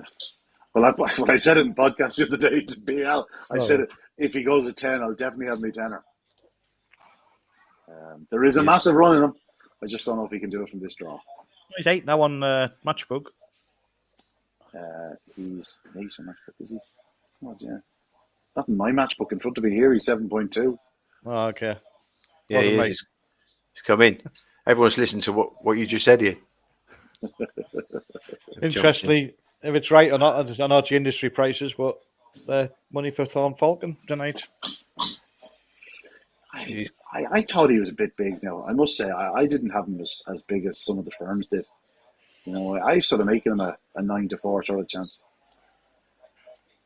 He's running a lot like Fawn Rebel, though, isn't he? He probably got a yard more early, but he's not showing the same early as last year. He hasn't hit it yet, you know, and that's the key. No, yeah.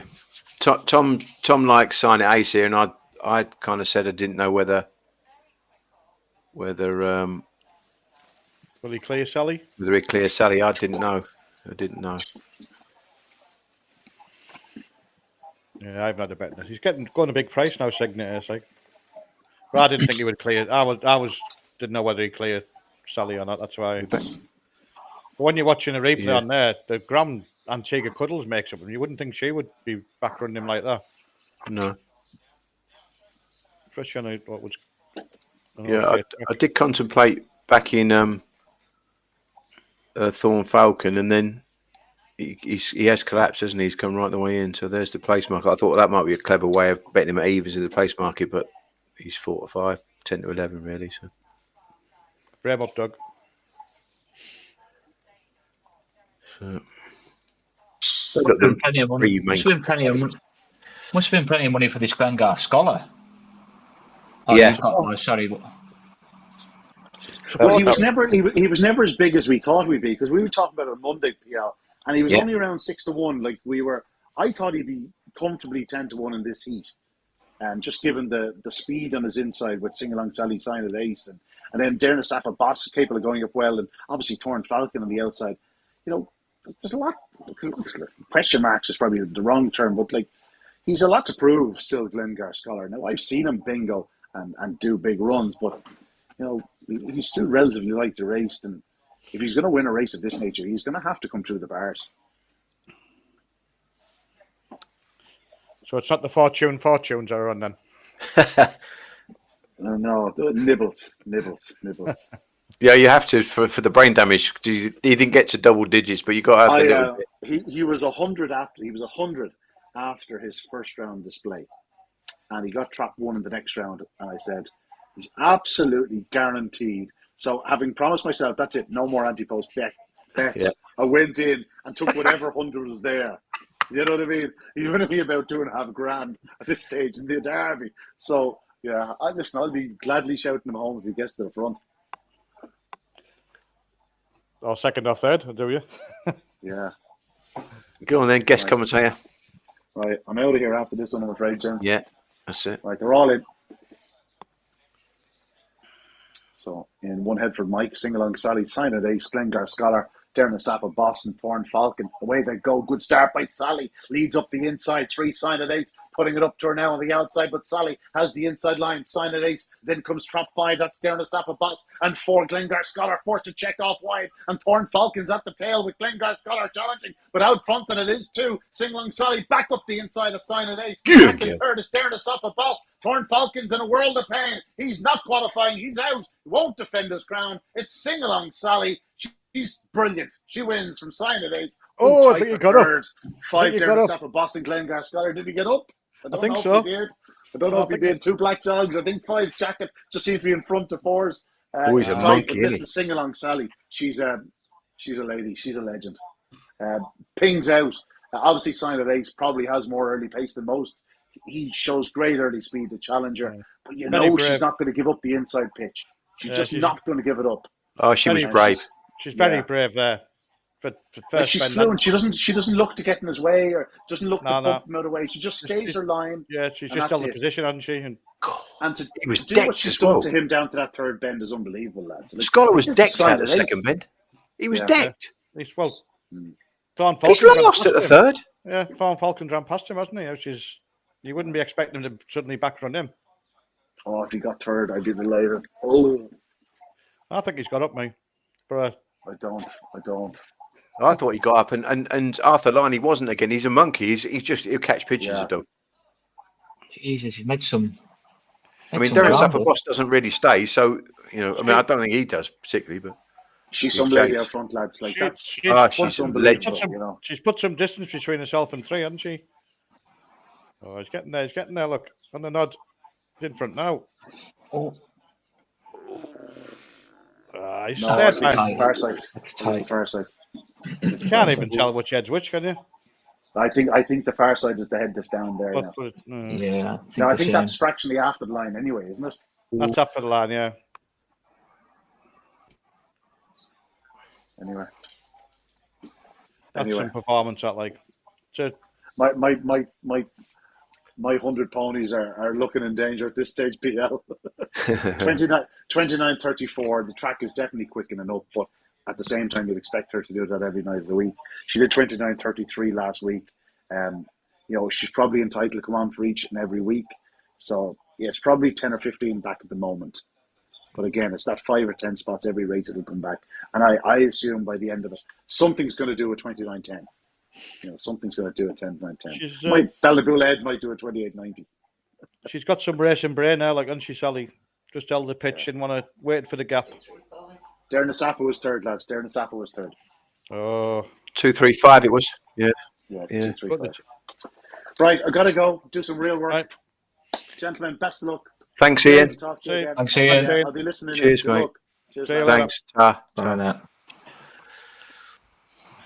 Good man. Yeah, sing along Sally there though to hold Signy Ace off, who was just literally leaning on her all the way down the far side. It was.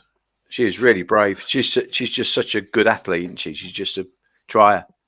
Yeah, and like Ian said, she's gone away from Ace at the line. Yeah. No, it's as if she knew she was quicker than him and just waiting for the gap. Yeah. He's got a nice bitch at won that final at Sunderland, Newcastle the other night. Glenn, who we have dogs with Jill Sutherst, Whitten Razzle, won the maiden at comp. I know he's always thought the world of her, and he kept her for that competition. She hasn't run before that competition, even though she was getting on it, like, could have run a few times. We didn't want to lose a maiden tag with her.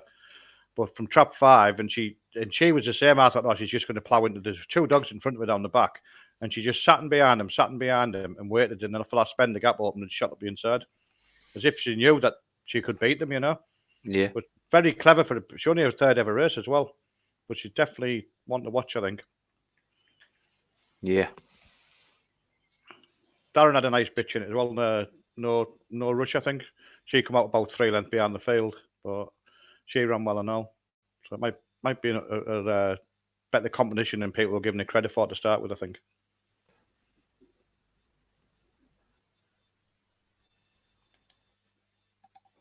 Seen at Thurles, the more time she went round, the faster she trapped. Yeah.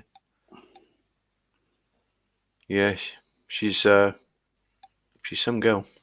She'll I must admit, definitely she'll be a good brood bitch. Yeah, She'll be a I nearly fantastic backed her brood to be the top bitch. I nearly at the limit of 2 she was, and I abstained. I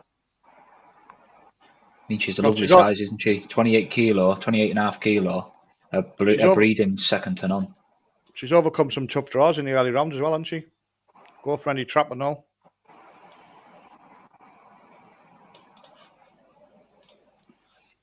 I would imagine they'll probably put her to. Yeah, tell her actually, isn't she? Yeah. I'd imagine they'll probably put her to DH at Sydney.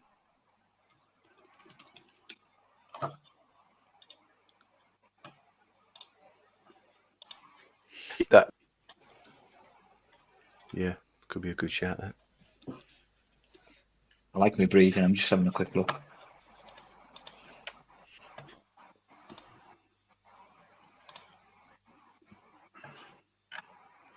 Might be a Sydney, but not that Sydney.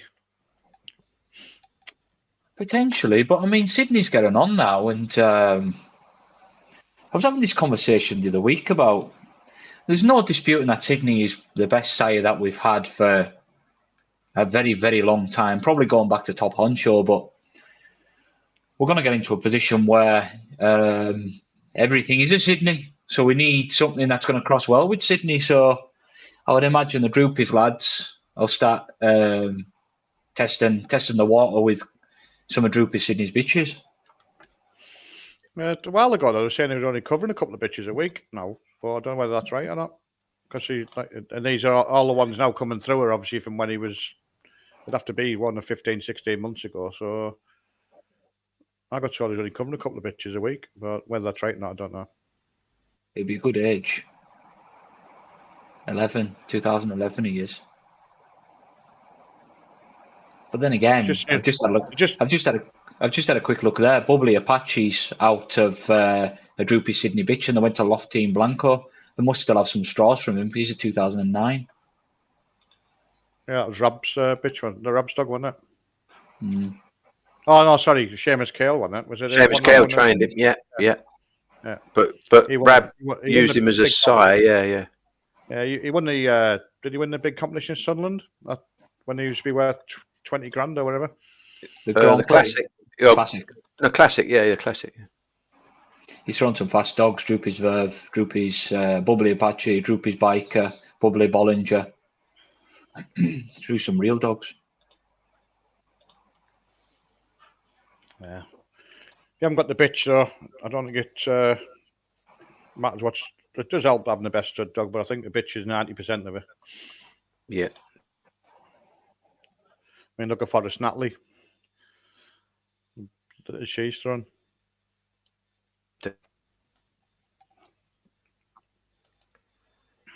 Yeah, you could put a Jack Russell to Forrest Natalie and get a Derby runner. If he could reach. She's a superb bitch, isn't she? Superb. Damn. I mean, it's quite funny because I've obviously got Headford Flash at Kevin's, and if anybody ever goes down to Kevin's kennels, Forrest Natalie basically just roams. She just runs the place. She's like the queen of the kennel. So if you take Flash for a walk, for instance, as you go to Kevin's kennel, there's a big pathway right to the end that you can walk the dogs. And if you're walking up there, if you look over your shoulder, Forrest Natalie's walking behind you, about 50 yards behind you, and she just roams around the place. And then you go in, and she'll just be lying in her bed inside the kennels. Is Batman still there as well? Batman's still there as well. So you get Batman and you get Forrest Natalie, but Forrest Natalie's like the queen of the place. She's the one that monitors everybody that goes in and everybody goes out. She's on high alert. What's going on here? Yeah. She's thrown some fantastic dogs. You put a photo up the other day of going up the gallop, saying, "No, she's always first one up the gallop every morning." She's that's what I'm saying. She literally is the queen of the place. It's quite funny when you go there. All the dogs are obviously in the beds or they're getting worked on or everything like that. Forrest Natalie's just walking past you. She's just doing her own thing. With Batman, obviously. Yeah. Brilliant stuff. And again, if you had her, you'd let her do that, wouldn't you? Do whatever she wants. Well, clearly she's taken after her mother, hasn't she? I mean, arguably Droopy's Daniel's litter with Wildcat was the best litter we've seen for a generation again. But I think a few of Daniel's daughters, I'm not sure whether they're really thrown on, but Forrest Natalie certainly it looks the equal to her mother. Yeah, without doubt. I saw her win at Shelbourne. We were at Shelbourne when she won. Absolute. Never seen a dog go to bed like it in my life.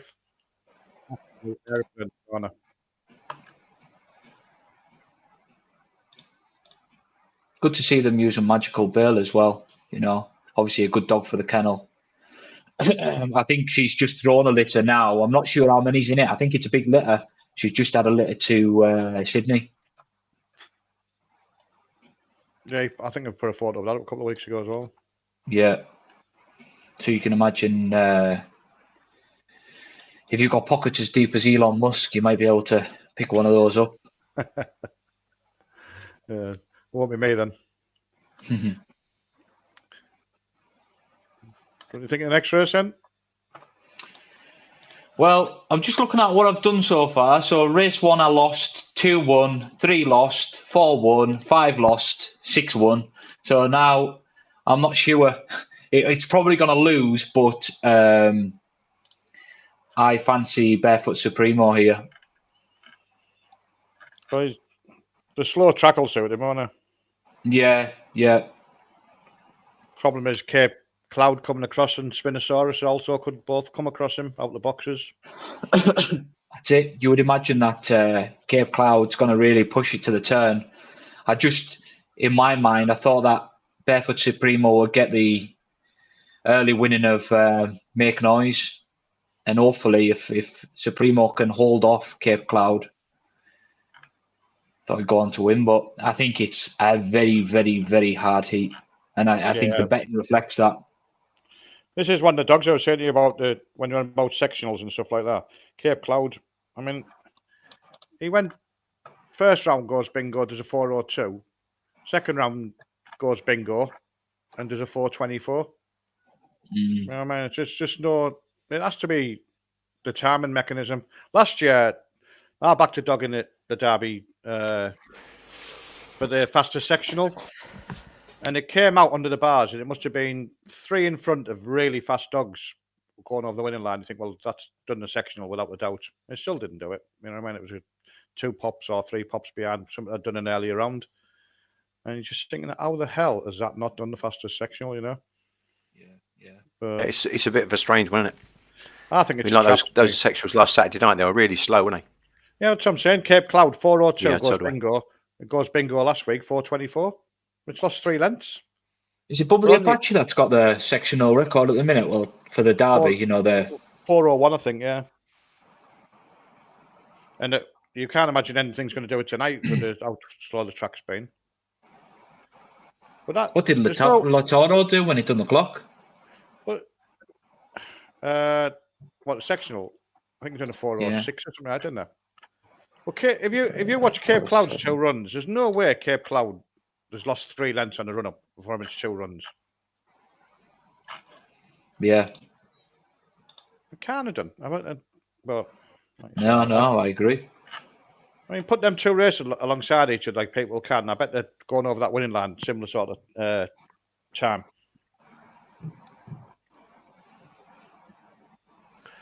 What about that Ninja Kerry leads up here with any kind of good break? A lot of people have saying. I think actually Ian Fortune said he thought Ninja Kerry had a bit of a squeeze. A little bit of money for now. Got a good draw. Yeah. But can it clear Mickey's Barrett? He's living a dream for the lads who have that, isn't he? He is, yeah. I was down there when I was down there on Saturday. There was a battalion of them. They all had the caps on and the t-shirts on with Mickey Barrett written on.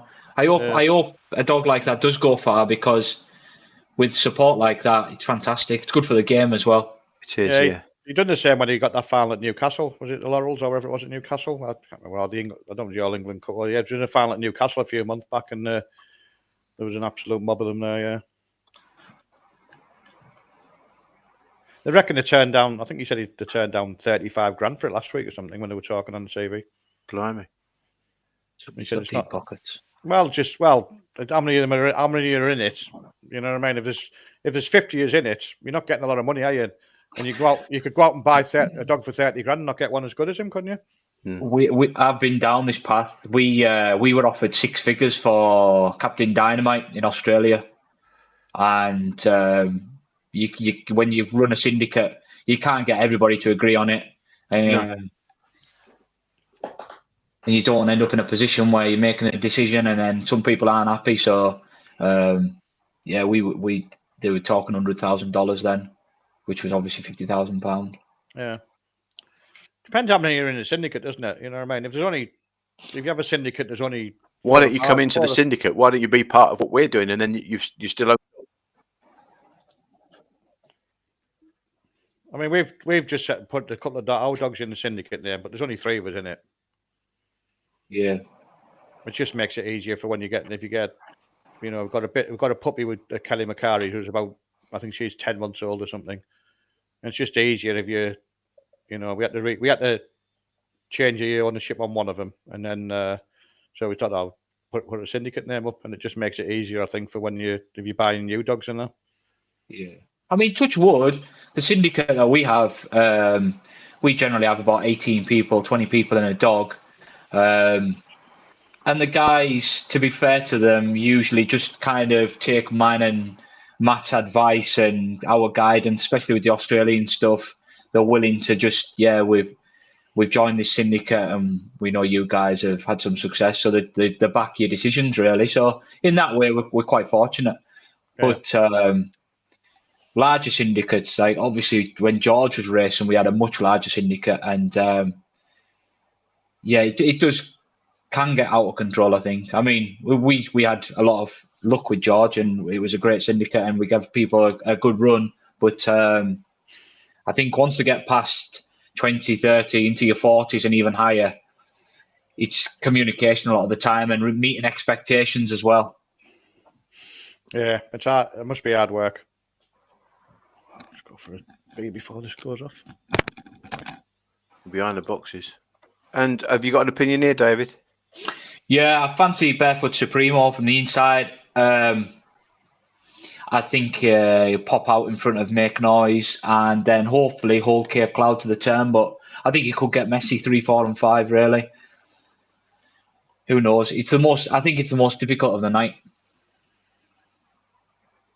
Yeah, I'll give Mickey's Barrett a bit of a squeeze here because I thought 4 would go right across for him. So yeah, I thought he's running well. To be fair, I know he's not doing the times, but times don't always mean everything. So no, I just thought I had a decent makeup. But you're right. I mean, I would say that's the thing is Barefoot Supremo is the fastest dog in the race. It's just how he gets a run in my eyes, but yeah.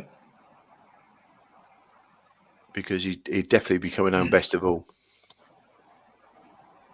And they have been finishing the race as well. Some of these dogs, you know. Yeah, they have, mate. Yeah, they have.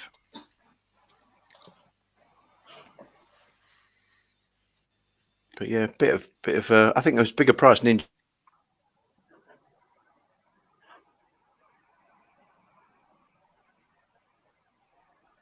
Been a little bit supported.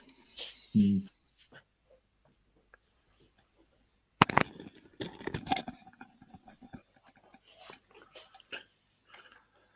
Last one going in. Heat 5. Favourite in 2 here, Barefoot Supremo for Paul Hennessy. They're behind traps. Off and racing, and Cape Clouds come out like a bullet from a gun and go straight the ways to the lead in front of Make Noise, who just ran off a true line there. Mickey's Barrett has now made a bit of progress, and down the far side, Cape Cloud from Mickey's Barrett at the halfway stage, just in front of Make Noise. Then comes Spinosaurus, and in behind that, Barefoot Supremo. Coming off the last bend, Cape Cloud now with 5. Mickey's Barrett looming large in the wing mirrors, trying to run on in the closing stage.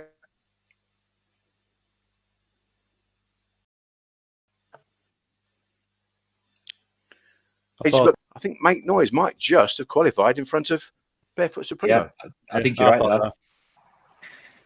I thought Supremo was certainly gone in the first corner, and he just seems to have moved off for no reason. He ended up in like lane 4 or 5, didn't he? Yeah, going to bend here, I thought you'd be quite happy to check 11 to 8 here, wouldn't you, going to the corner? Yeah, he's out. Oh, I think he's moved off on 6's cannon into the back of him. Yeah, he's moved off himself, hasn't he? And just caught his back legs, yeah. And again. And again there, yeah. Yeah. So he's in a bit of... But no reason to move off, though, really. No. I thought I was quite happy. Once Mickey's Barrett was setting dead aim at Cape Cloud, I thought he'd come and win the race. Yeah. The dream lives on for the lads, so. Yeah. 29.38.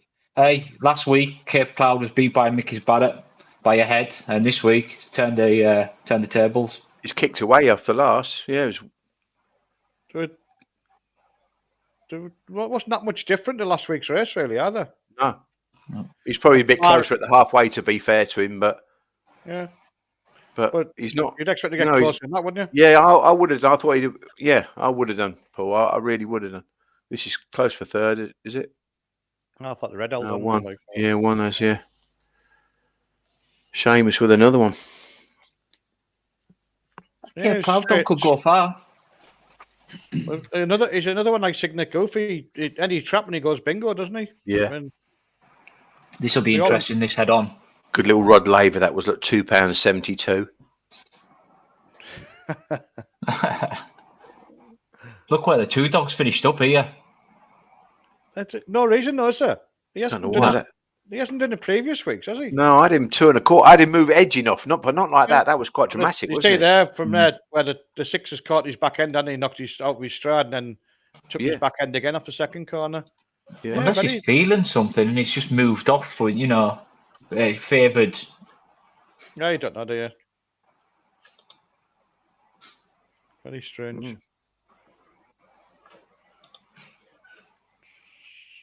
But early pace wins the race again. That was a shame on that. Mickey's Barrett in the media tipping challenge as well.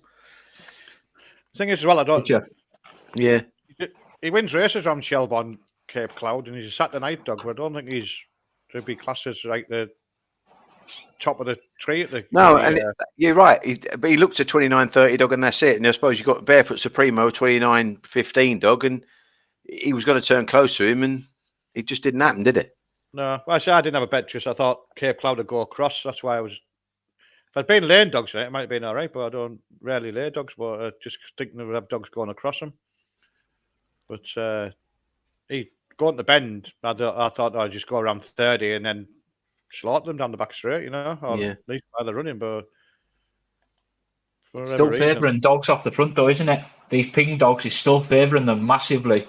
They are struggling to rein them in, but yeah. Well, that's what. To be fair, when you've got dogs at this level, they are hard to pick up wherever they're on, but it seems to be more prevalent in Torquay than the I mean, you couldn't at this present moment in time take 4 to 7 about Ballymbull and Ed, but after seeing some of the races tonight, you'd be thinking just has to turn under, doesn't it? I'd hope so, but I wouldn't be backing anything at odds on round now. No, that's a fair shout as well. I don't back odds on, rarely back odds on anyhow, like to be fair, so I'm not just saying for there, but I definitely wouldn't be taking dogs at odds on round there. Now, this is an interesting race. Latoro out in 6, up against Sign It Denver.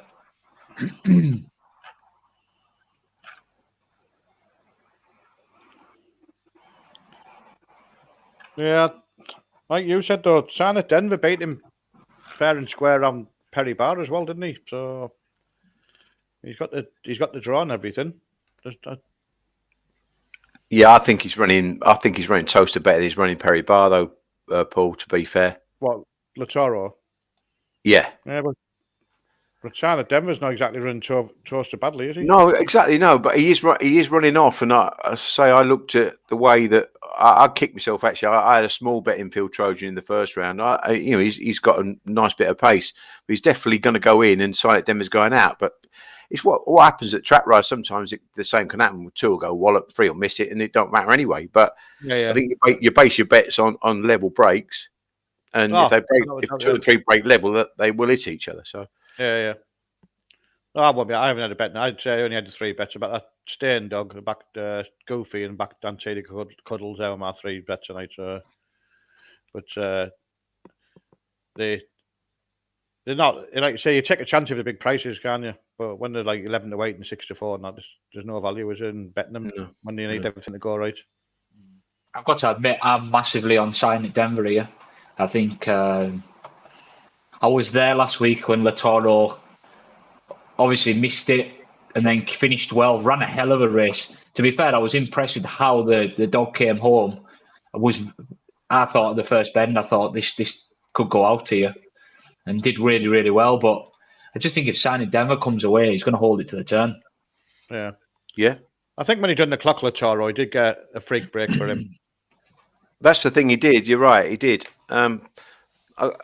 And it's funny, look, Marcus Bonser has just said Denver's his nap and he doesn't like the Toro out of 6. And really, you wouldn't really want... this is what we were talking about in the first round, where I said that Latoro would never win a derby as a railer, because if he got to track 1, he'd be out.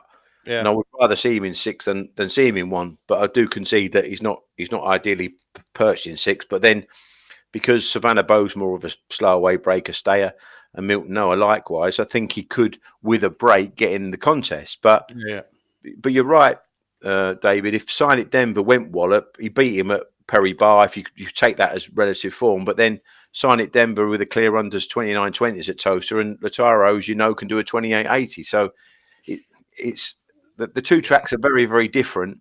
And I think Lataro probably wanted to be in track 3 at Perry Bar, but he'll get away with 4, and obviously he broke the track record from 4, and he ran a burster out of 5 last week. So I think that they're kind of two different scenarios, two different tracks that you have to take all that into consideration.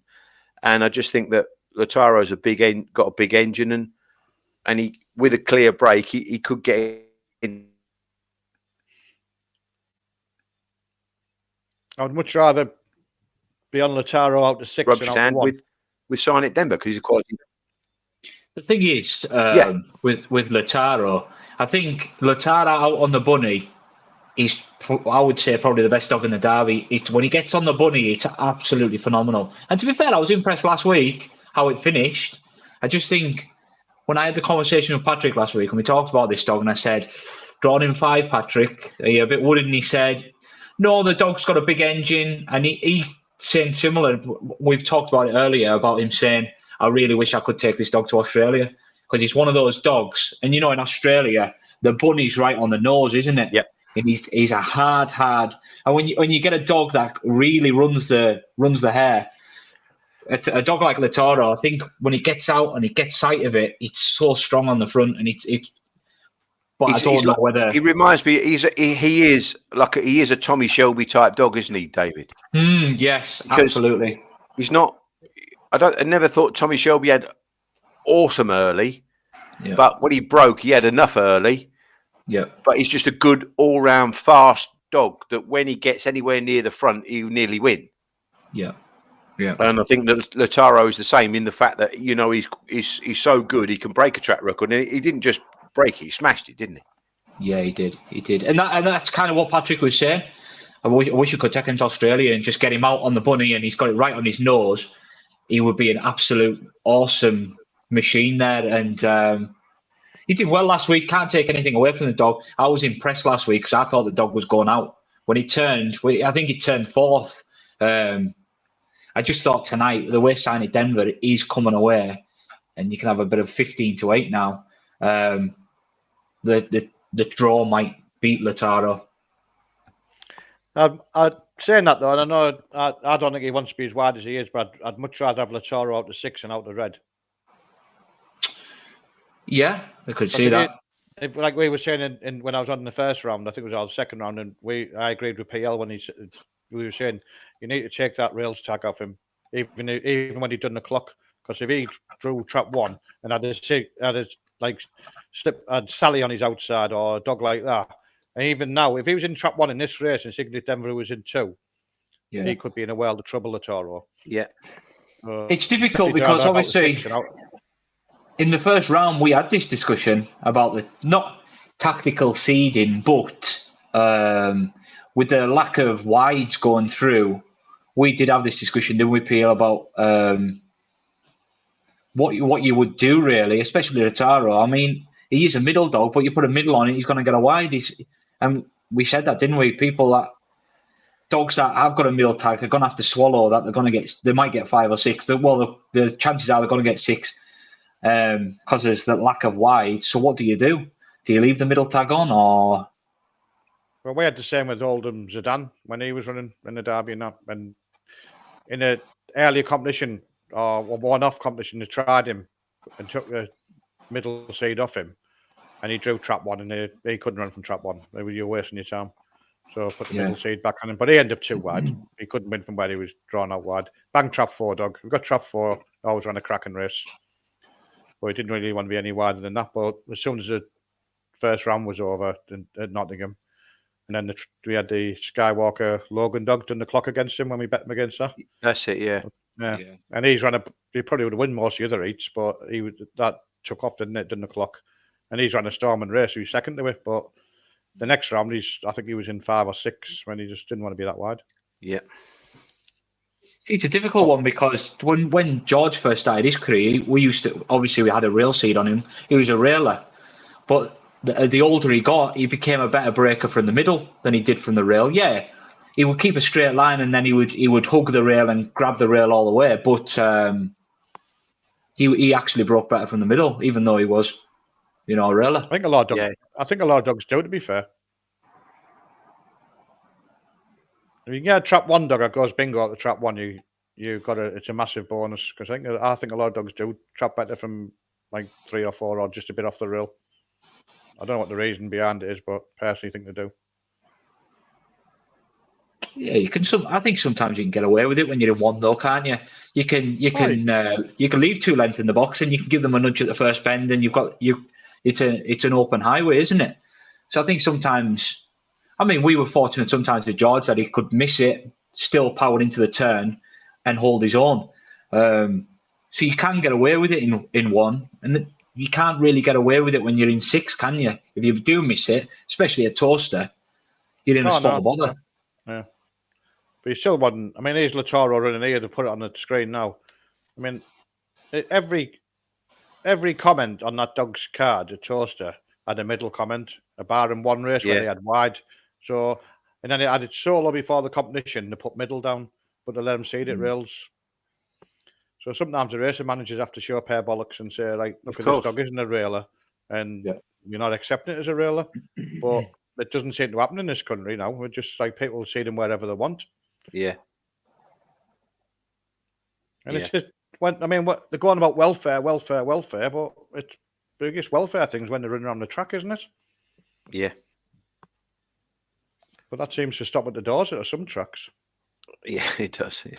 I must admit, I don't want to really go into the thing where I think there should be an ideal box seeding, but I banged the drum long enough, really. But yeah, we've said that before. But it makes perfect sense, doesn't it?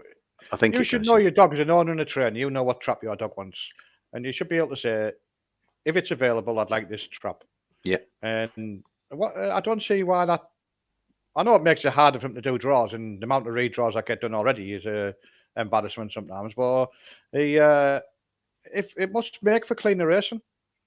That's the thing, is it just and you're never going to get the situation where it's going to be a perfect draw. And I think, there'll always be a scenario where a dog wants lane 1 3/4 and a dog wants lane 0, but they'll both be seeded as one as an ideal box. So therefore, they can get drawn a little bit of what they don't necessarily want. But that's fine. It's when you get a dog that wants to be drawn in 3 and 4, is seeded as a railer because there's no middles and gets 1. Yeah. That's where it's wrong. So those dogs should get the 3 and 4.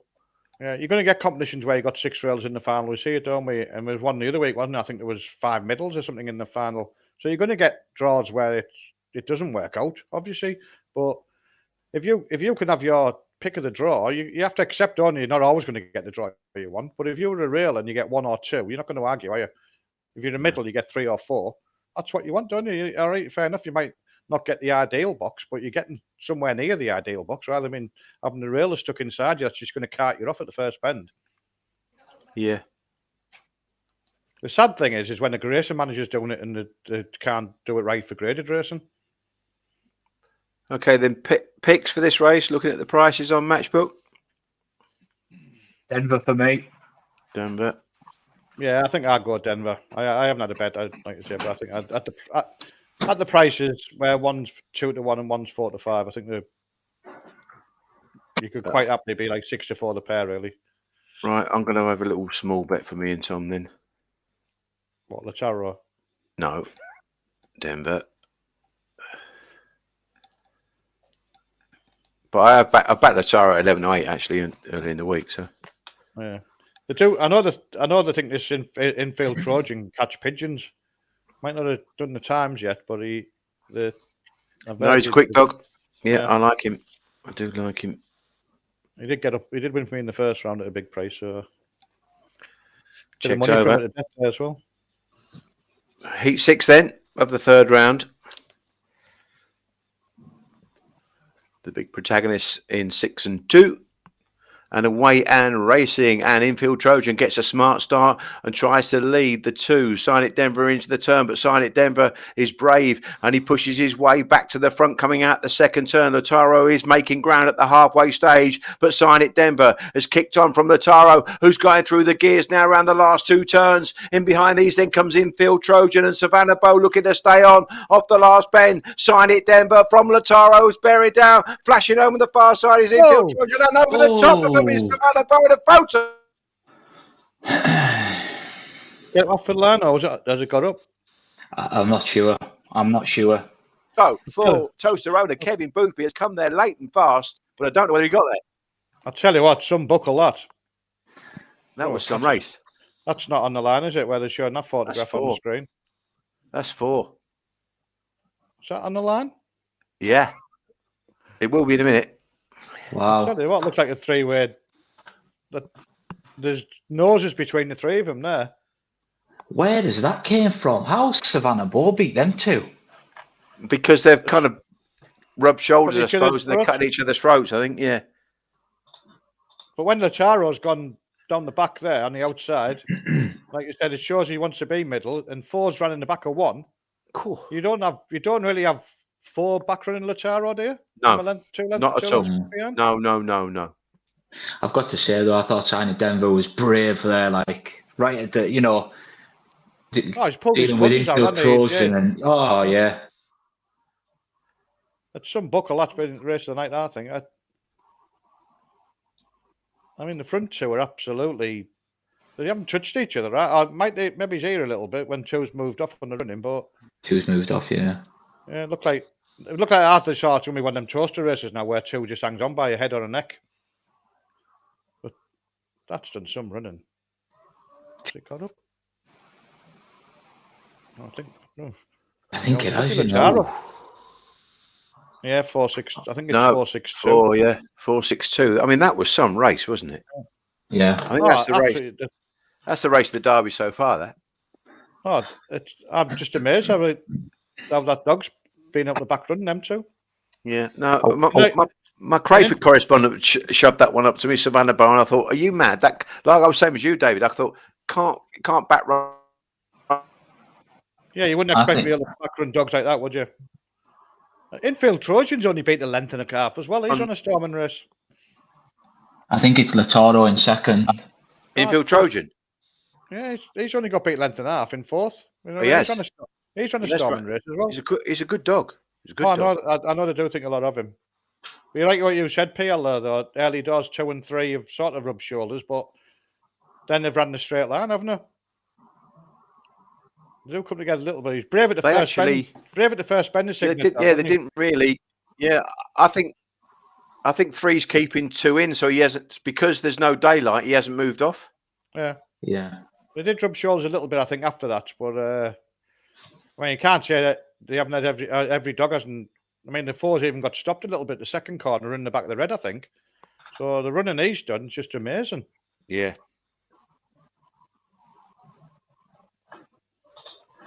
So you don't, by what they're saying about Lataro, you don't really have dogs back running him, do you? Then he doesn't go as quick as he probably would have done if he's on his own, sort of thing. Oh yeah, that was some race. It was. I think if they show you an angle at Tusk now, you'll probably see Ben Keith doing cartwheels after that's just won. Well, when you look at the form last week, he got Savannah Bow got beaten in the race. Sing Along Sally won, and Ballymac Fair one was second. So the form's been there tonight, buddy. Yeah, I think I don't think Lataro enjoyed the company. I think Lataro is a very good dog. I just think it's a dog that, when he gets clear on the bunny on his own, he's an absolute machine. He done that when he was a pup, though, didn't he? When he won his first race, he didn't absolutely fly in time, and then he got beat odds on a few times. A bit like them Havana dogs at Rabad. They've done flying trials, and when they get on the skin, have absolutely chuck off. But they haven't done it in 6 dog races as many times as you'd expect them to.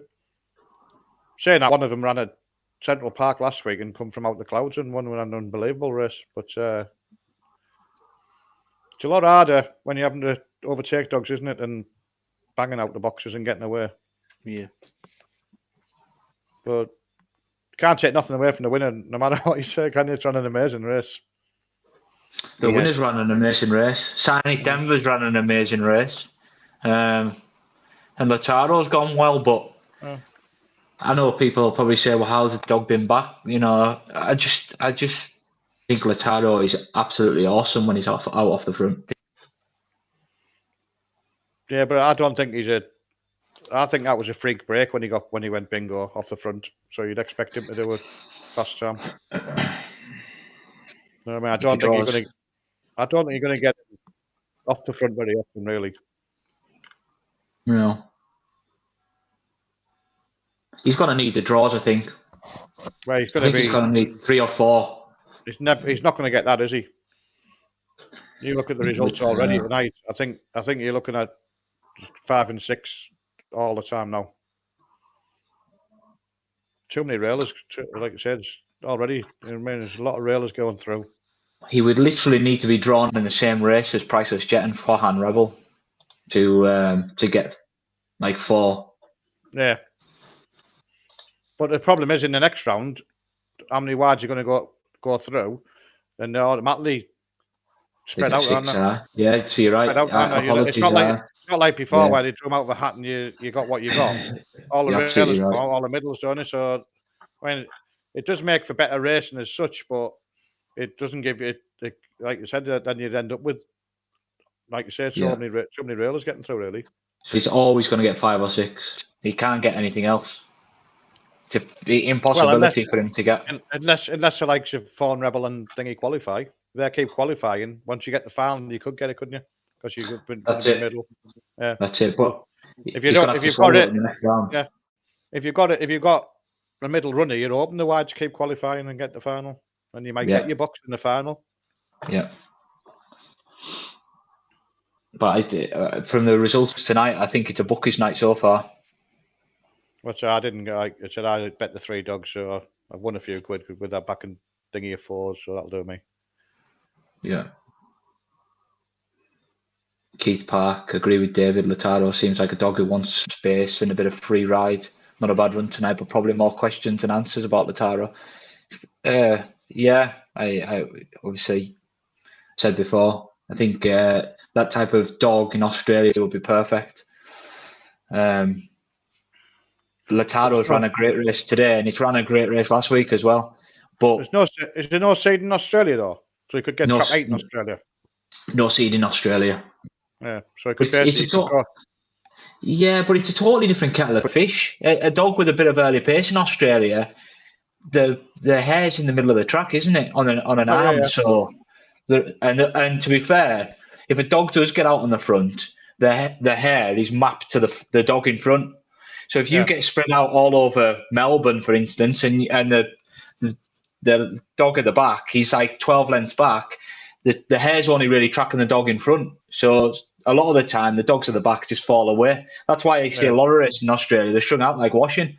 And then when a dog does get on the bunny, like PL said about Tommy Shelby didn't have bursts of early pace, but when he got onto the front, he battled his way to the front. And then once you're on the hair, you're then basically only a couple of lengths off it, really, because I've got to get it as close as possible to that front dog. Type of dog like Lataro will be out on the front and he would have the bunny right there. Eh?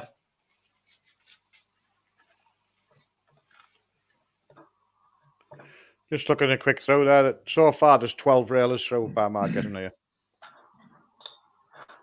So if you another couple of railers get through from each heat, possibly, you could end up with 16 railers in the last 24.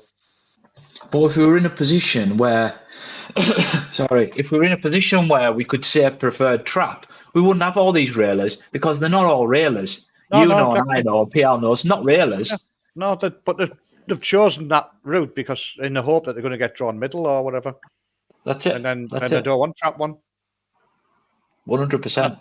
That's why they switched Lataro, because they knew he didn't want trap 1, and that was and all them railers going through. You end up in trap 1, and you've got like Sing Along Sally and Cape Cloud and them dogs in the same heat coming across you, and you're moving out. You ghost, aren't you? So you're better off in 5 or 6, and then you might get a run because all the front runners and all the railers aren't going to get round, are they? We should really have a very small amount of railers and a very small amount of wide dogs, because people get confused about when they're seeding a dog. A railer is a dog that wants to move to the rail. These dogs, there's probably a small amount of these dogs that are actually coming out of the box and moving over to the rail.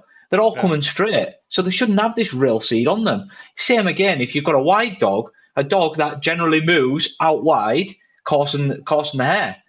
They have a wide seed. The rest of them should just be in a pool of, they don't need a seed. All this stuff about them being railers. Like I know I've talked about George. He was a railer when he got out on the bunny, and he would stick to a rail. He would never go around the outside.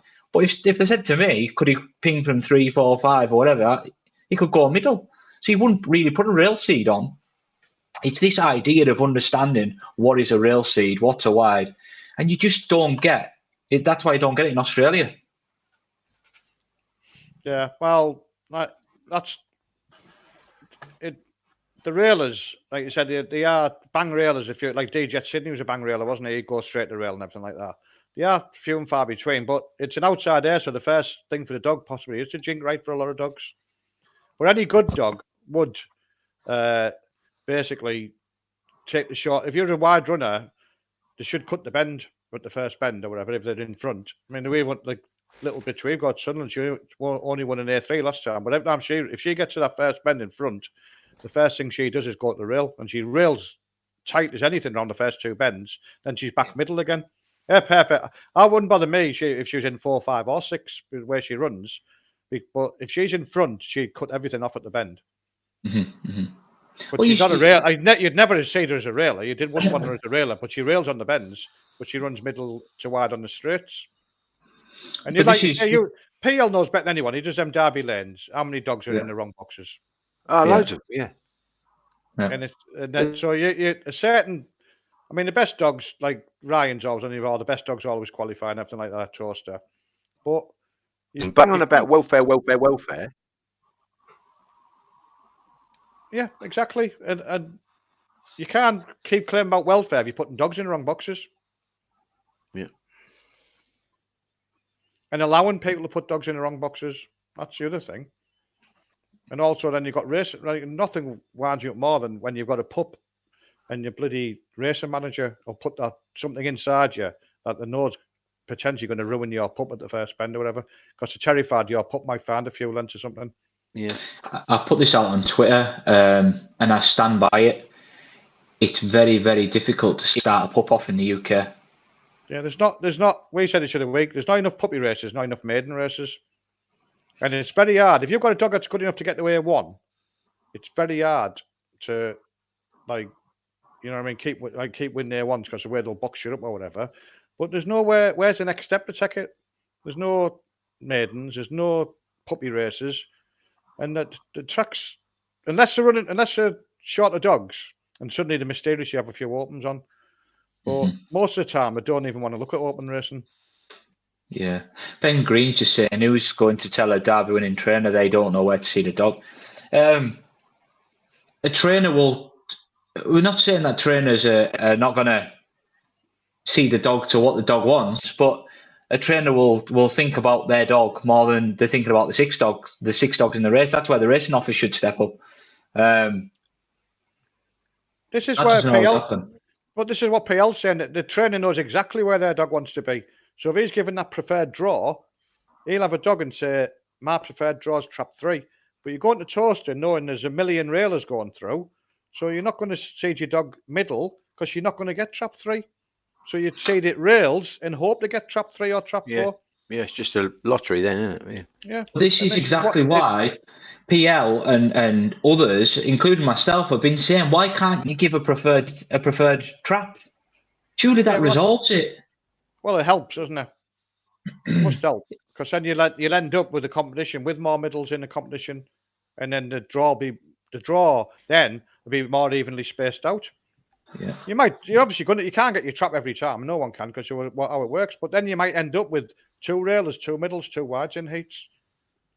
Instead of watching a race where you're looking at a race and you're thinking, when you look at it, you think like, well, there's 2 railers in a race, but the 2 middles are drawn inside them. That actually, I was on the seeding committee last year, but that was a disaster because basically Andy Lismore didn't want to change too many because he thought it was the wrong thing to do. And then I heard actually Clarkey said,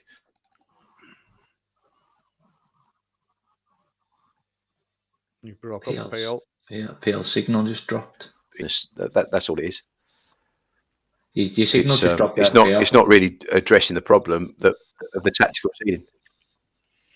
It's not. Mm. But someone, if you're going to do that preferred draw route, someone has to put the work in, don't they? And is there anyone wanting to put the work in? Yeah, well, it's not difficult, is it? Because if you had a pool of experts, because I think it should be taken out of the hands of the trainers initially. If there's a problem and you think, as a trainer, so well, I'm not really getting my draw here, so can you move me in a notch? Then that's fair enough. Yeah. But essentially, trainers see only their own dogs; they don't really see the bigger picture. And I think they need to have experts that watch videos that know where the lines that. Well, it's not. It's just there's no reason why that camera on the run up at Toaster. Why can't they have a camera like they've got on the Derby at every track? And then when you say to a trainer, "I'll put your dog as a wide or a middle because here you go, these 2 runs at the track. Look where he's gone." Then they can't argue with it, can they? I think sometimes I do get what Clarkey was saying. It can sometimes that head on camera can exaggerate it, but it also can vindicate what you think where a dog wants to be. Because generally you should be able to see from a side on where a dog's roughly going, approximately. Yeah. So all this rouse to middle, middle arouse, like that's all a pile of shite, because I don't think the race manager really then, not that racing manager, but the racing managers that are then have to see the dogs at the different tracks really know where it wants to be. Yeah. I just think there's a wider issue here that you want to see the GB being proactive and doing something rather than everything seems to happen after the knee-jerk reaction, or after the horse has bolted. Why don't we try all these things? Why don't we try and move the sport forward in a proactive way instead of waiting for things to go tits up and then we'll think about doing this? And it's the same with the rules. Peter Harrington, who's a director, saying on Twitter or whatever, it takes him years to get rules changed. I mean, it's 2022. Yeah, I know. It didn't take him years to change that 3-day rule, did it? No, it didn't. It's all like, again, that's a welfare thing, isn't it? What suits him at welfare when we do this, do that, and the dogs can't run. But surely where the dogs run on the track's more important if a dog runs after 3 days. Yeah. I disagree with all the this 3-day rule. Every dog's different. I do agree that dogs are over raced, but the dogs that are over raced are the people that have abused this. Have over raced dogs for like 6-8 weeks on end, not the odd race where it's like 3 or 4 days apart. So I don't agree with this rule. No, again, that's racing managers again, though, isn't it? They should be there. I mean, you haven't got. I mean, I don't know what happened last week. I got told last week that SIS supposed to be having a meeting, and some of these tracks, because Harlow didn't have a meeting last Saturday, did I? don't know if they did this morning or not, but because they didn't have enough dogs, and normally Toaster would cover for them, but Toaster didn't cover because of the derbies on. So that obviously that 3-day rule now is kicking in. So why didn't they need to? They said they're having a meeting. They're going to have less races and bigger gaps between the races now, which makes more sense if you haven't got enough runners. You're better off having 8 races up with 6 dog races than having 12 races where you've got 4 and 5 dog races. Yeah. All in PL. Sorry. Yeah. Here we go then. Anti-post favourite in track 5 for the 7th heat. And away and racing, and Aussie Captain has flashed out, but Bannockburn Red, once his feet touch the sand, has roared into the first bend, and he quickens away from his field coming out the second turn. It's Bannockburn Red now 3 lengths clear from Aussie Captain. Then in behind these comes Bobsleigh Dream, and then a gap back to Narcos the Great round the last 2 turns, and it is the White Flash. He's known as Christie in the kennel, and he's going to roar away to victory. Bannockburn Red is going to storm down the home straight and win it readily in the end from Aussie Captain, who's a gallant second, and Bobsleigh Dream, a kennel mate of the winner, qualifies back in 3rd. That dog is unbelievable. That's the best he's come away there, isn't it, tonight? Yeah. That's a good break for him. He's a machine. He reminds me of Premier Fantasy so much. He even looks like him. Striking dog with his black head and white body and all that. Yeah, and he's as strong can be. He's just one of them dogs. He just really, really, really take. And I think he runs the bends to die for. Yeah. Good. If you can take a length or two out of dogs around the bend, you are doing well around Toaster, aren't you? He's got a big stride as well, hasn't he? He's got a huge stride. He just strides out. He's got lovely action, lovely balance. Funny enough, Buckley said that Aussie Captain would lead the race and he would qualify. Well, he's one of the dogs, Aussie Captain, isn't he? Who does like trap one out of Toaster. He's running really well, the dog. Yeah, and Pat said he doesn't stay, didn't he? He doesn't think he really gets 500. No. But again, though, if you're off the front round Toaster, it gives you that chance to keep on qualifying, doesn't it? Yeah. But they say now next round, if he's in 1 and you've got Sing Along Sally in 2 and whatever, he's gonna take some clearing, isn't he? Yeah. 29-12. Yeah. He has been a star of the competition so far, hasn't he? Even though I know Ricardo's got the clock, but without a doubt, that dog's been a star of the competition so far. He has, mate. Yeah. He just reminds me of Premier Fantasy so much. His balance, his action. He's just. I mean, I thought Premier Fantasy balance and his action and everything about him was the greatest dog I've ever seen. But I do like this ball on the ball head. Like you said, that's the best he's trapped. So is that a sign he's getting used to the track more and he's going to start trapping better? Because if he does, if he does, the rest of them have got a bit of catching up to do, haven't they? I said this. Me and Ian do that matchbook podcast.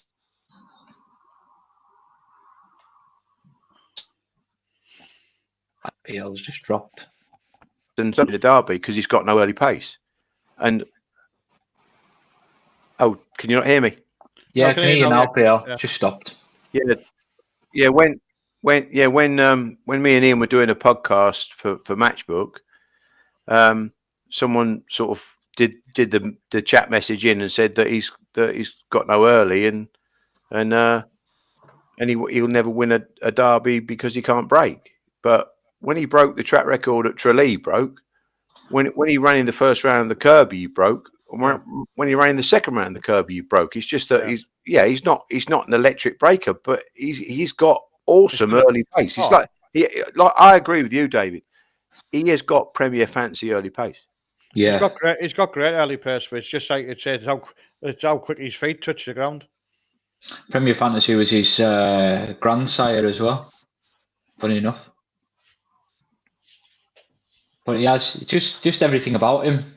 He does everything right. But I agree. I think some people sometimes get a bit mixed up with early pace and how they break. Trapping a dog can have early pace, but doesn't have that smash break. I would imagine that dog will be very popular at stud when he does retire. Yeah. Yeah. And funny enough, the mother was an A4 bitch. Really?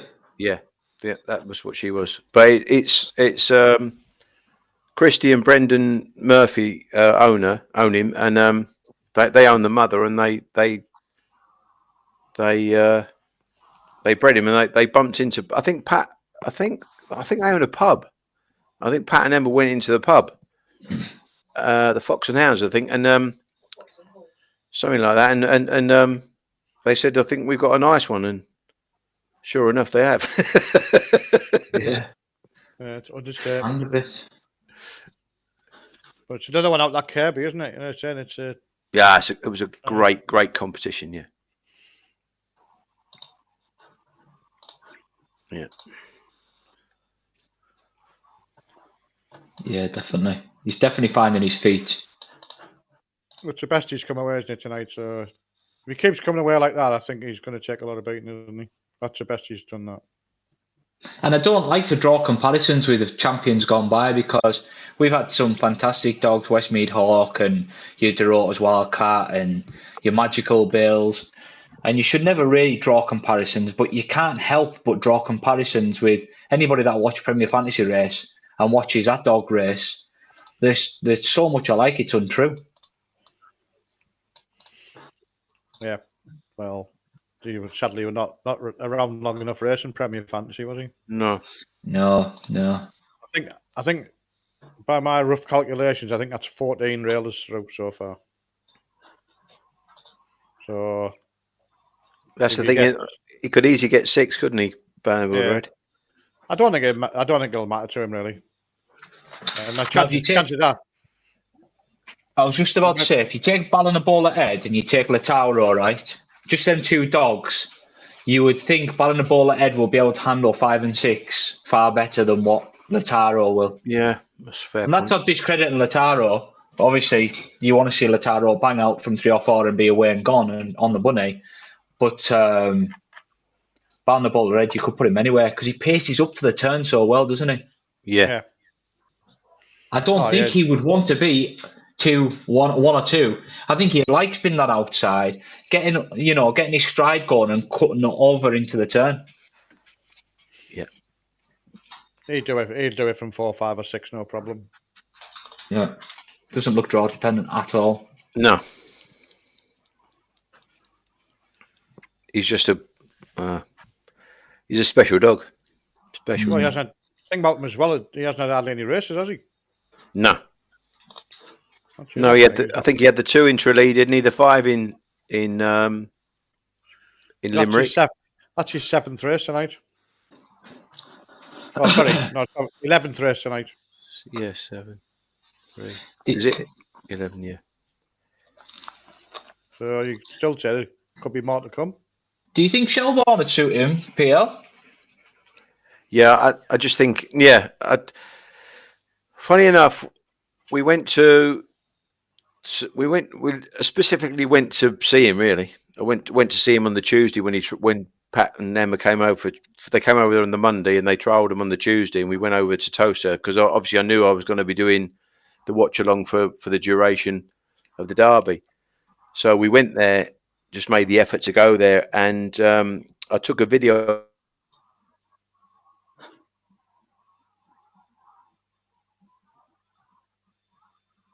of him afterwards because he hadn't even got to the bottom of him yet. So he'll just improve. He just keep improving, and that's the scary thing. I don't know. I loved him from when I saw him in Tralee. Just loved him. I know he broke the track record, and you think, well, but then Lataro broke the track record. And I don't get quite the same excitement of Lataro.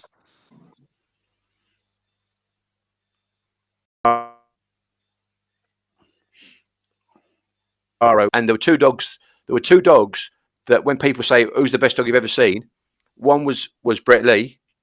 Yeah. Because I was doing Go Barky Mad in 2000, and that's when I first started commentating on dogs, and that's when he was bursting onto the scene, 2000 and 2001, and Premier Fancy when he was at Wimbledon.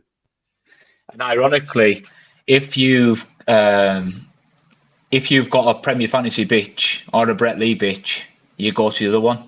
Then the Brett Lee and Premier Fantasy seem to cross perfectly.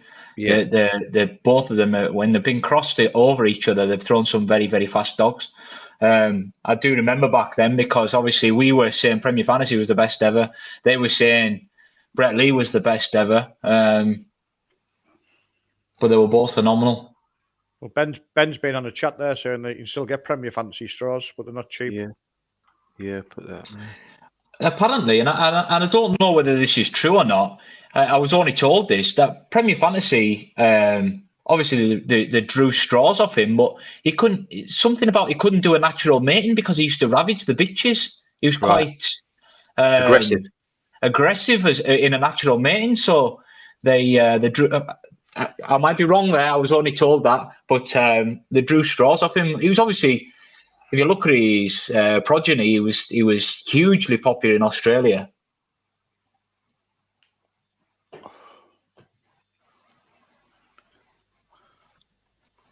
Apparently, John Mullins, when they interviewed him, said the track was horrendous tonight. Really? Well, as I say to you, that I knew they'd harrowed the track literally lunchtime, so I don't know how they were trying to do that. I wonder if he'd be getting bad.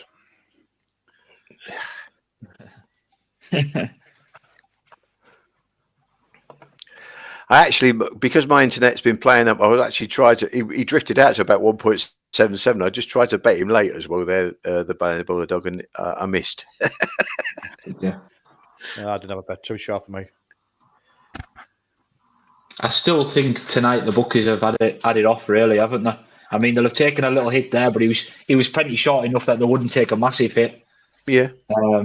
I think they're definitely up for the night. I think they're more bothered with the multi-bets, aren't they, than taking single bets, really. If all the favourites going in multi-bets, and they have a win jump on there. But if you can get one or two of them beat, that ruin all the multi-bets. I think most people do multi-bets, don't they? But saying that, I tried to put a multi-bet on the 3 dogs I picked out. They were 5-2, 4-1, and 3-1, I think. And I knew 10 of Trixie, £4.33. I think I was offered. So that's obviously if you can get on the multi-bets. And that's in the Derby heats, which is quite embarrassing, isn't it, really? It is, mate, yeah. What do you fancy in this PL? Coppice Fox I went for. Actually, I wanted to back him at 8-1 when the prices came out, and obviously if I had, it wouldn't have mattered anyway because Trump's Benefit unfortunately came out, and so you'd have been SP anyway. But I think then he went 11-2 with Star. Actually, I think they were biggest, and they went 11-2 afterwards. But I don't think I backed him anyway. Put it that way. I should check that. He's 7-2 now. Yeah. Yeah, it's got a cracking draw now, because you know what, 4's only going to go one way, isn't it? Exactly. But I think if Antigua Cuddles takes a flyer, hopefully Hello Hammond won't be starting her ass off the second bend, and then she'll outstay the other ones, I think. See, Hello Hammond, I like Hello Hammond, but the dog seems to have its quirks. I think it's fair to say. It seemed when it won last time, it seemed to sprout a gear from nowhere, a gear that not many dogs can probably go to. You look at some of them runs around Shelbourne he's done against proper dogs, and he can catch anything. Yeah, and he stays very strong as well. Yeah, but I don't think he wants to be in trap 2 though. I think he'd be another one. He preferred to be out of 3 and 4. He was mine. I'd much rather him be drawn outside. I'd much rather him be in 4 than in 2, and have move the other 2 in 1. PL 5 and 6. He don't want 5 or 6. So. You just froze a little bit there, PL. Yeah, sorry. I just said that Hello Hammond wouldn't.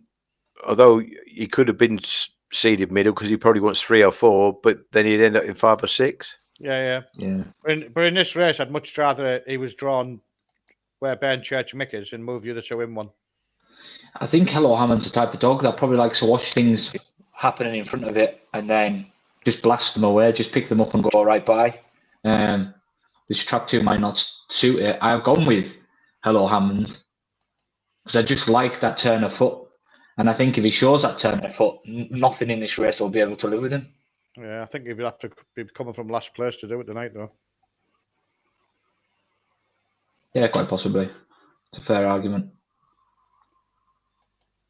But not saying he can't do it, either. Yeah, but as we've seen, there are dogs that are coming from behind tonight.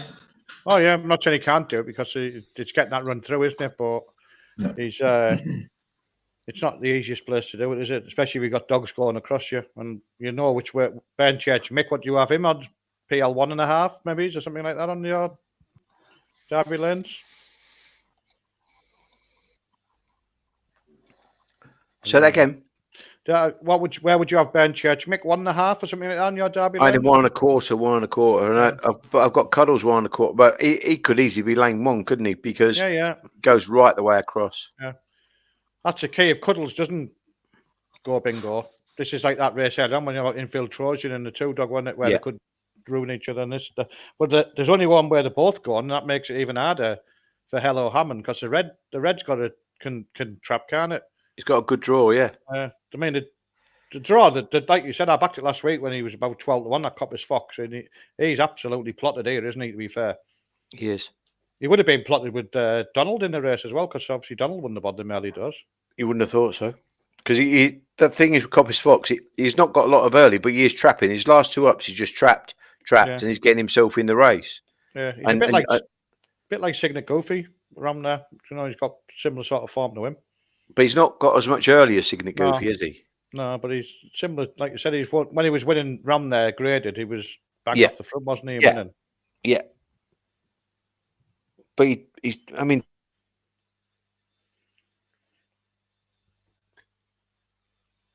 betting the red now.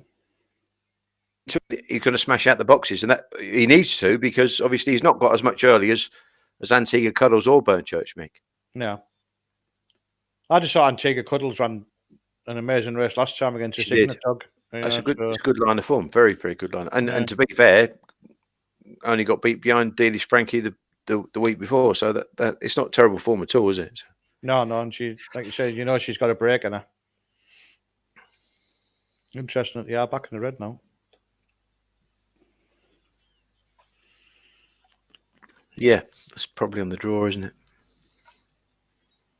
We had a little bit on 5 and just saved on 2 here, just to. I was just saying that I was muted. I've just found out a little bit of a funny story. I'm sat on here. We have I live in a new estate, and we have like a group on Facebook. And I'm sat here with the back door open. Didn't realise that somebody had left the back gate. George just took himself out the house, out the back garden, out the gate. Somebody put a message on the group saying, "Has anybody lost a dog?" George just took himself for a little wander around the estate. We got back. So Vicky, my partner, she's went to retrieve him. Well, actually, Lorraine keeps asking me what on earth happened with the door frame. The next door neighbour kindly enough said, "We'll have him one night." Me and Vicky were having a night out, and we basically said, George wants to go on the bed upstairs, so leave the front door, leave the doorway open, to the. And when he's been put in there, she shut the door. Oh. So he's wanting to try and go upstairs, and he's ripped the door frame to pieces. And we've came home, and he's been upside down on the couch. But all he wanted to do was go to bed upstairs. Yeah. Yeah, that's how that transpired. Yeah, we had a bitch at home like that. If anyone was sat on their sofa, she'd go to bed. But the thing is, when you went around somebody else's house and you said, "Oh, bring her with you," she'd go to bed in their houses as well.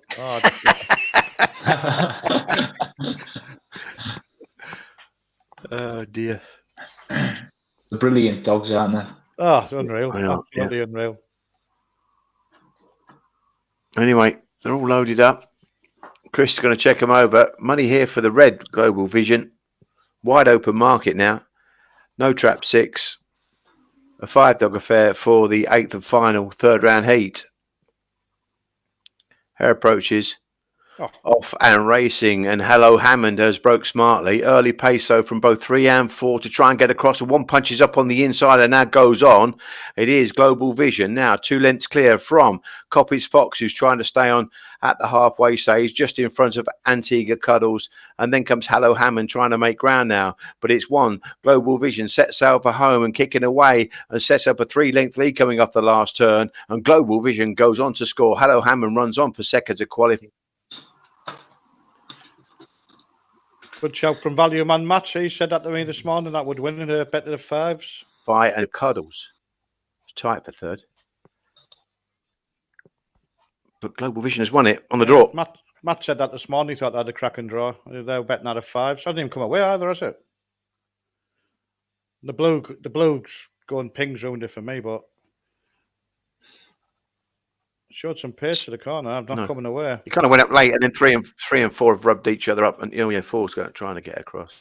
It was like I was saying before the race. I think Hello Hammond likes to watch the race in front and sit back and watch the race unfold, and then pick its moment to really go through the gears. Definitely doesn't want to be on the side. There was 4 front runners in the race, wasn't there? Like you said, if he'd have been drawn in 4 there, he might have got a better run round. Probably he might have won. But he won about 6 in a row at one point, that dog, didn't he? The Global Vision. So he says strong dog when he does do it right. Off that break, he's done really well to get round and get away like he has. Yeah.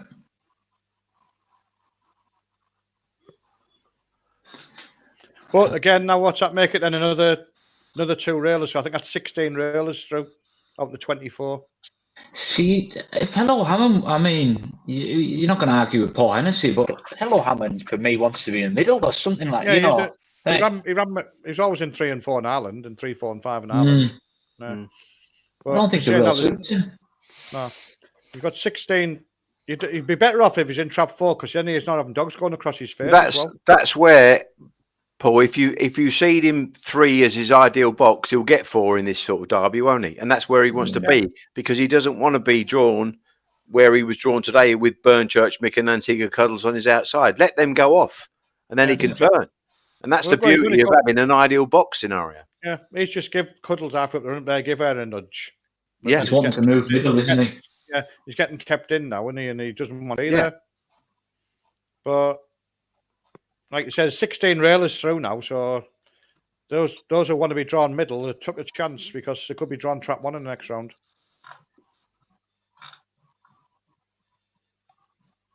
Which makes it, like you said, I don't know, I think there's only a couple of wides got through, isn't there? Yeah. Yeah, I think there's only 2. It's on Priceless, Priceless Jets through, isn't he? And so it'll be your man, Form Rebel. Yeah. Yeah. And that takes up 18 of them, so that'll be 6 middles then. So that means 2 of the middles are in trap 5. 2 of the middles are in trap 6.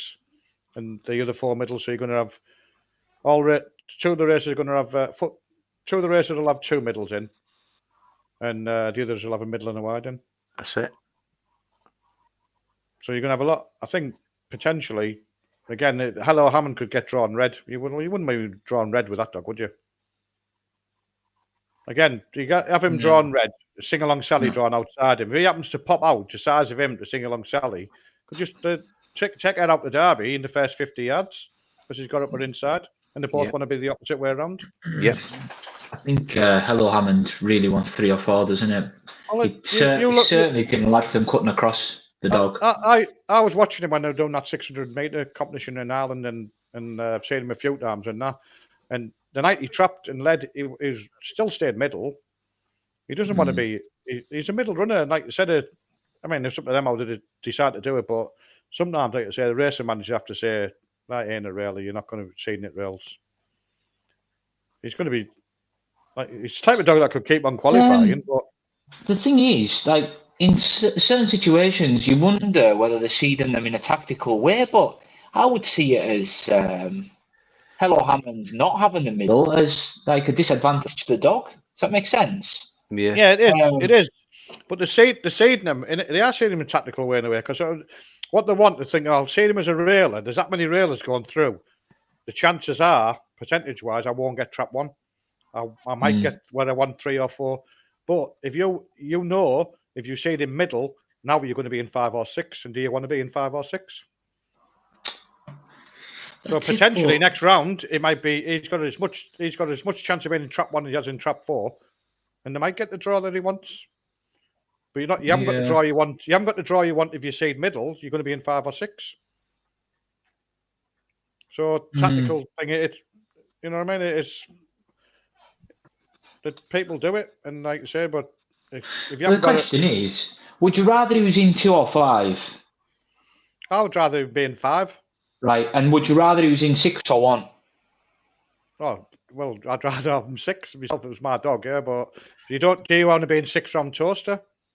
But that's it. The question is, would you rather he had the rail or the middle? I'd rather he had 5 or 6 for me. Yeah, it's like, the same thing when I was saying about Lataro earlier. I'd rather have Lataro in 6. But this just goes to highlight, David, the extremities of seeding rails and middle, what it can be. So that just it further enhances ideal box. Yeah. So and funny enough, someone said to me that Dolores Ruth went out to Australia because they're considering seeding in Australia. So I think she was on a committee or a panel.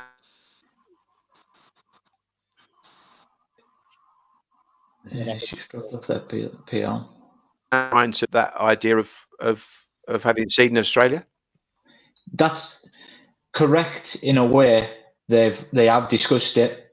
I spoke to Kel Greeno about it. He's all for seeding, but I believe there was a vote, and the unanimous vote was that they were against seeding. See, it's not as bad as an issue in Australia because the hare comes out to the middle of the track, so it isn't as bad as what we have it here. So I understand them not having it. The only time it becomes an issue in Australia is when they are starting races close to the bend. That's when it's a big issue. So you've got a dog that violently moves left out of the box and you're drawing an 8. When you a starter.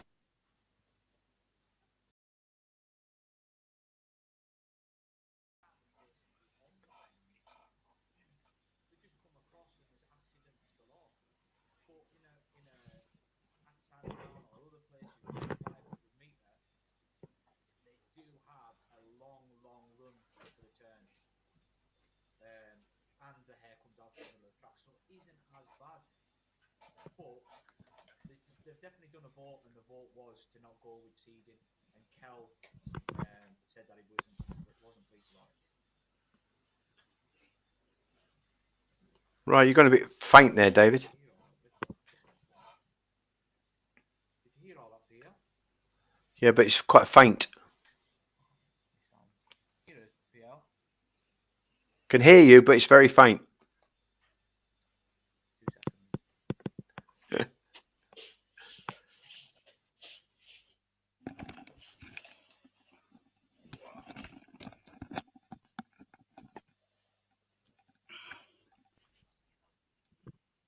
Can hear you now.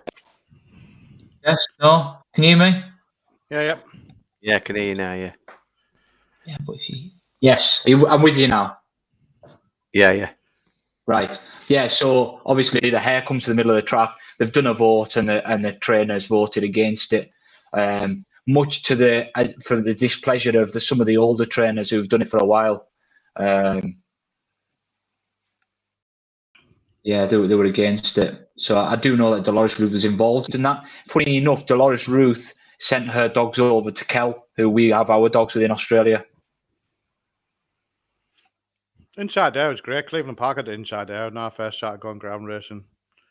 And you had dogs. Yeah, I'd heard that, but I personally think they should have them seeded in Australia. There's definitely an argument for it, PL. There's definitely an argument for it. And as I've said, sometimes when they're starting them on the bend, it ain't great. They must have wides. They must have dogs that run wide.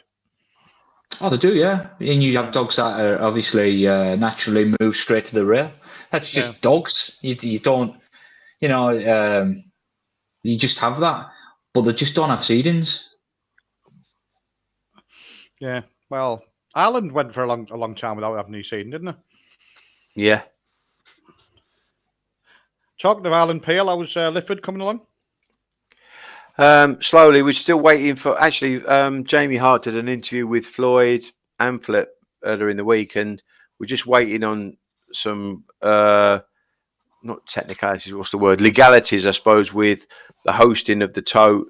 It was all sorted when Ger Dollard was the CEO, but he left late last year, and now we've got Derbler, who's very, very good, but it's kind of all slowed down, and the minister didn't want to sign off. I think they're very, very twitchy with regard to the fact that they don't, because they closed Lifford in the first place and they made people redundant, they don't want to lose face. It's all very political, really.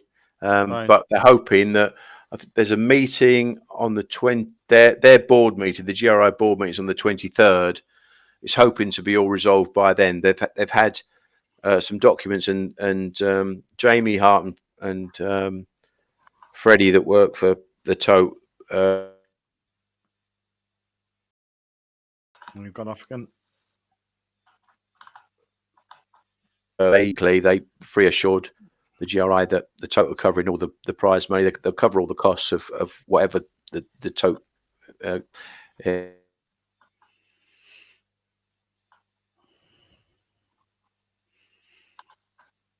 guys, because I think the GRA want to employ the people, but they don't want the cost of doing it. So that's all. It's all sort of legalities, really. It's dragged on and dragged on and dragged on. I mean, a lot of it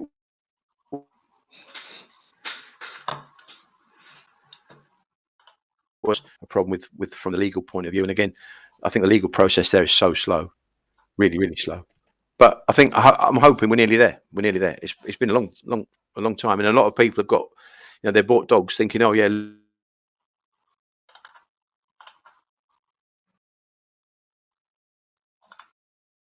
it has. Your signal just seemed to drop off a little bit there, Pierre. What, I broke up again? Yeah, you did. That's a nightmare. What are you downloading? Do you not want to share? Are you doing something on that computer? No, honestly, I don't know. Nothing's been. No, it seems to be fine, and then just go. Like back in the day when you used to pick the phone up, when the internet used to be dial-up, and it used to be, put that phone down. Yeah. That's what it used to be like. Just jumps up. I think I'm probably going to need to just reboot my internet. I think that's the correct.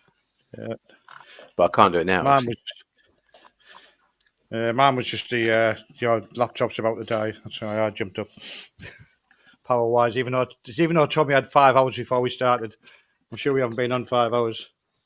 Interesting people commenting saying that Liam Dowling and John Mullins are both complaining about the going. Yeah.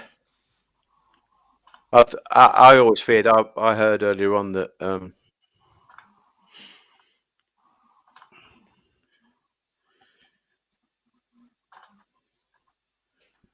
just before Derby, and it was the thing is that, like Ian said earlier on, Ian would say if the Derby was going to be on the Saturday, that'd have been on the Monday. Yeah. And well, it's like I said that time I was on a couple of weeks before the Derby. Apparently, they chipped a load of sand on it, and that hadn't bedded in properly. And then they started the Derby. In the first round, there was complaints about the goal and everything, wasn't there? The Rangers said about the GBGB got the Godolphin man that was there, but all I've seen from him is on the GBGB website that they should all share each other's information. But I thought he was the one that was going to tell us whether it was right or wrong. Yeah, he was visiting kennels and stuff because he went to one of the kennels we had dogs at, and they were looking at, because we were mentioning fibre sand, which I said to you, didn't I? And you said, it didn't work in the past. And they're on about putting on a gallop and stuff like that and running dogs on it to see if it would get it working. But did you say, was it fibre sand or tapete or whatever? You said it didn't work. It's all been done, mate. It's all been done. Yeah, that's what I'm saying. You said it didn't work, yeah. But why didn't someone there to tell him that? Well, it's a GBGB, so they can't. The trackman is letting the tracks sort each other out, and the clockman, like you said, is now. I know he said it was going to be in the summer, and he didn't say which summer. But it's, what is it now? 2 years or something since he's been there. Still no clocks. It can't be a difficult thing, surely. No. And Romford's excuse was because they're waiting for the guy from Ireland to come back over and fix it, weren't they? And I can't believe that you need somebody from Ireland to fix a clock. Surely someone in England's capable of fixing a clock. Yeah. I don't want to fall down that rabbit hole because I'll just get myself all stressed out. Been there. I know, it's just ridiculous. Well, I'm same as you, yeah. On a worse note, I've run out of bottles, so I've found some emergency cans of Amstel in the bottom of my fridge from somewhere, so that's always a bonus. Oh, got the export. I think the unlucky bloke Joe brought them for me when he was last round man. So, is this Space Jet a penalty kick? If she's fit, she hasn't had a run for a while, has she? But I would say she's different gear at age. Burgess Hannah's been a good dog around Crayford, and she looks like all she does is stay. But you wouldn't want to be taking on Space Jet, would you? Like you say, I wouldn't want to back Space Jet at 3 on, but I wouldn't want to be checking it on at 3 on either, because I think either way you could easily end up doing your money. It's a watch and appreciate race, so hopefully you see a proper race from Space Jet.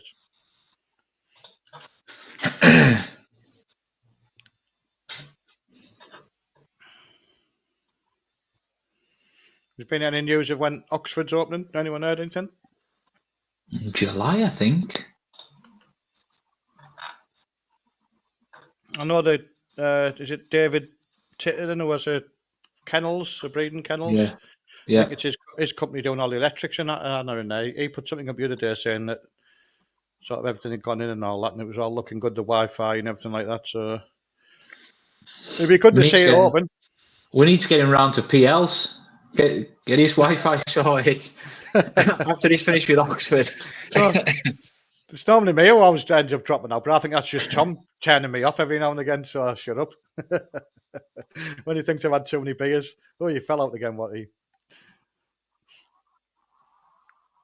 But it'd be good to see if they keep the same distances, because you do need a good track running like 450-metre races, don't you?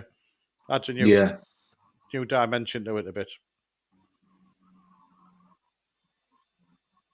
And it obviously gives you that option of running sort of 640s or something like that for stays as well.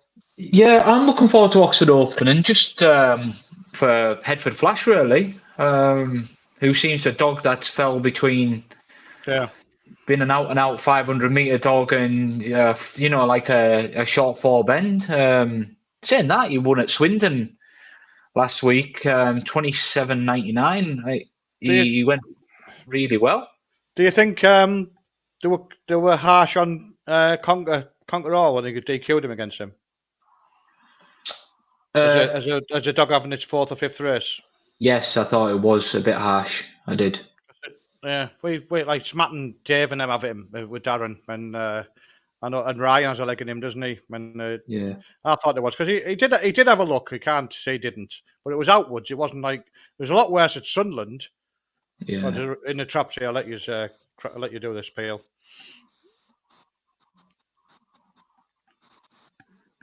You're muted, Peel.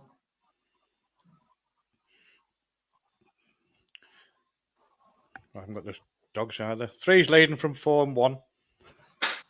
I haven't got the dogs. Space Jet's in a long way behind at the moment. It's 3 leading from 4, 1, 5, 6 and 2 out the back. Lap to go. Yeah. It's 3 by 3 lengths from 1. 5, 4, 6 and Space Jet's beginning to make a bit of headway, but still got plenty to do. Burgess Hannah's dropped out. So there's down the back straight, and Space Jet suddenly found a set of legs, and 3 is now clear, but 2's scything through the field. 3 from 2. It looks like it's a sitting duck. As they come to last bend, it's 3, but here comes Space Jet. What a performance from 20 behind, and Space Jet wins. Going to win by about 7 or 8. Space Jet wins. It's a 2-3-6.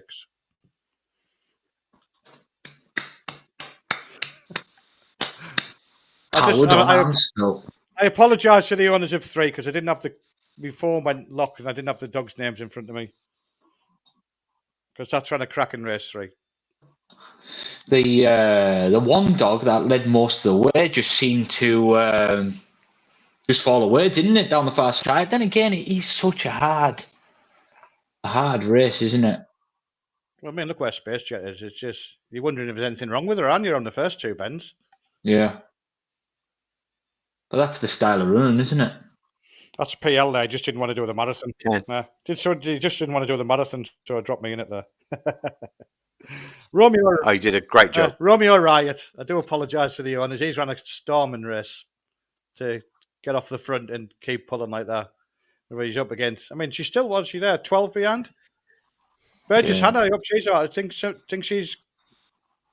she must have surely got a niggle, Burgess Hannah, to drop out that quick. Because she turned handy enough.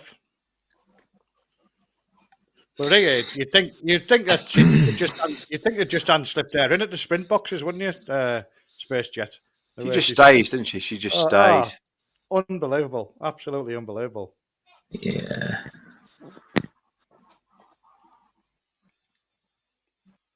But the one dog's curled up like a cheap suit. It's a long way home from there to the pickup now for that dog.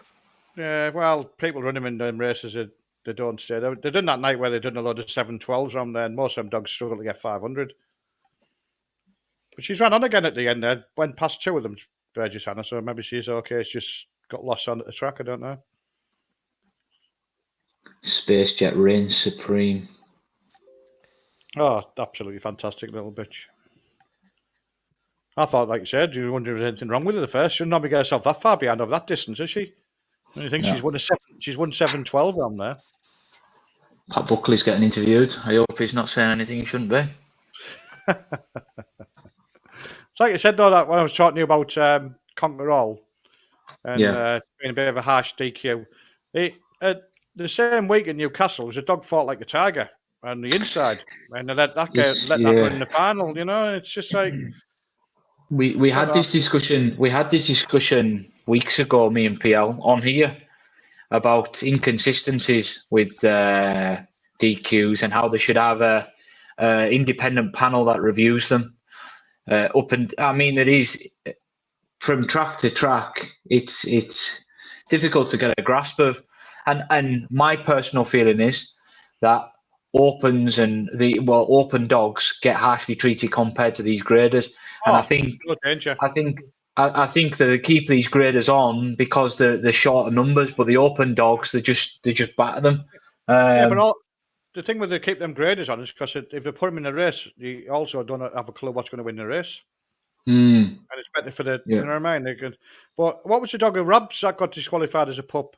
And he ended up winning. He beat us. King Turbo. Yeah, he beat us and he beat Danny in the final at Monmore. He come and picked him up. And he never done anything wrong after that. He was a brilliant dog. He was. And he couldn't run the derby though, could he? Or anything like that. But there was a bit of arrogance around that because they wouldn't change the rules specifically for King Turbo. So he couldn't race. Then the year after they changed the rule, they just to say, we can't change the rules for King Turbo, but we'll change it next year. So they've now changed the rules. So King Turbo, if he was now, he would get in. Yeah. But there's just no consistency up and down the country with these DQs. And I do genuinely feel it for people. We've seen, what's the guy called with the Narcos dog, George? Yeah. He had a dog that got DQ'd that shouldn't have got DQ'd. Well, you look at the race in that maiden derby, and you look at the Doncaster dog that had a look on the inside on the running in the semi-final, and you look at the Narcos dog that might have had a look, might not have had a look on the running in that competition. And I know which one I would have said was having a fight and which one wasn't. But the Narcos dog gets a DQ, and the other dog didn't. And whether they just decided then, we don't want another 5-dog final or what, I don't know. But that's at the same track. So how does that work? It's and it's hard because when you're spending proper money on these open dogs, and we all know to get a nice top open dog, you're talking 15,000, 20,000 and the rest. And when you get the DQ, it's game over. Well, I think they're thinking of putting him over hurdles now and seeing, but how long? But you're not spending 15 grand for a hurdle. Let's stick it with Ricky Holloway, are you? There's just no consistency. They should have an independent panel that can review them. And they can say to the trainer and owner, right, we're sending it off to the independent panel for them to review. And we get some consistency across the board. It shouldn't be track to track. Yeah, they let you appeal on the night, but they're still making that same decision, aren't they? And it's wrong. It's wrong. Yeah. Oh, without a doubt, yeah. I thought it was a bit harsh. Like, I mean, he showed to catch your dog like he did as well. He shows he's got the paces and all, which was he'd done nothing in his previous races, but you know, I don't know. I thought it was a bit. He did. I'm not going to say he didn't have a bit of a look, but he didn't fight like a tiger or anything like that. You know what I mean? So I just think when it comes to open dogs, they're far too quick to DQ. And when it comes to graders, they're not quick enough a lot of the time to DQ. Oh, because it benefits them. Because it benefits them. Yeah, because you haven't got enough dogs, have they? They need the dogs. Yeah. Also, I think they like hokey dogs because then it makes it a 3-1 in the field race, doesn't it? It does, and it creates inconsistent results, and that's what they want. Yeah, without a doubt. But yeah, to answer the question originally, when Headford Flash was in against that dog and got DQ'd, I didn't think it was. I even said at the time, I said to Ryan, I didn't agree with that assessment.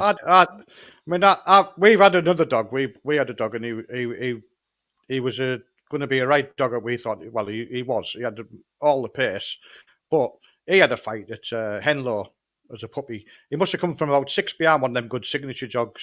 And he did have a stand-up fight. And then we were like, all right, that's it. And we retired him because I don't want a dog of mine putting someone else's dog over the wall or something, you know what I mean, even after the line or whatever. And that can happen. But he did have a stand-up fight, and you think, like, you have to hold your hands up as an owner and go, yeah, fair enough.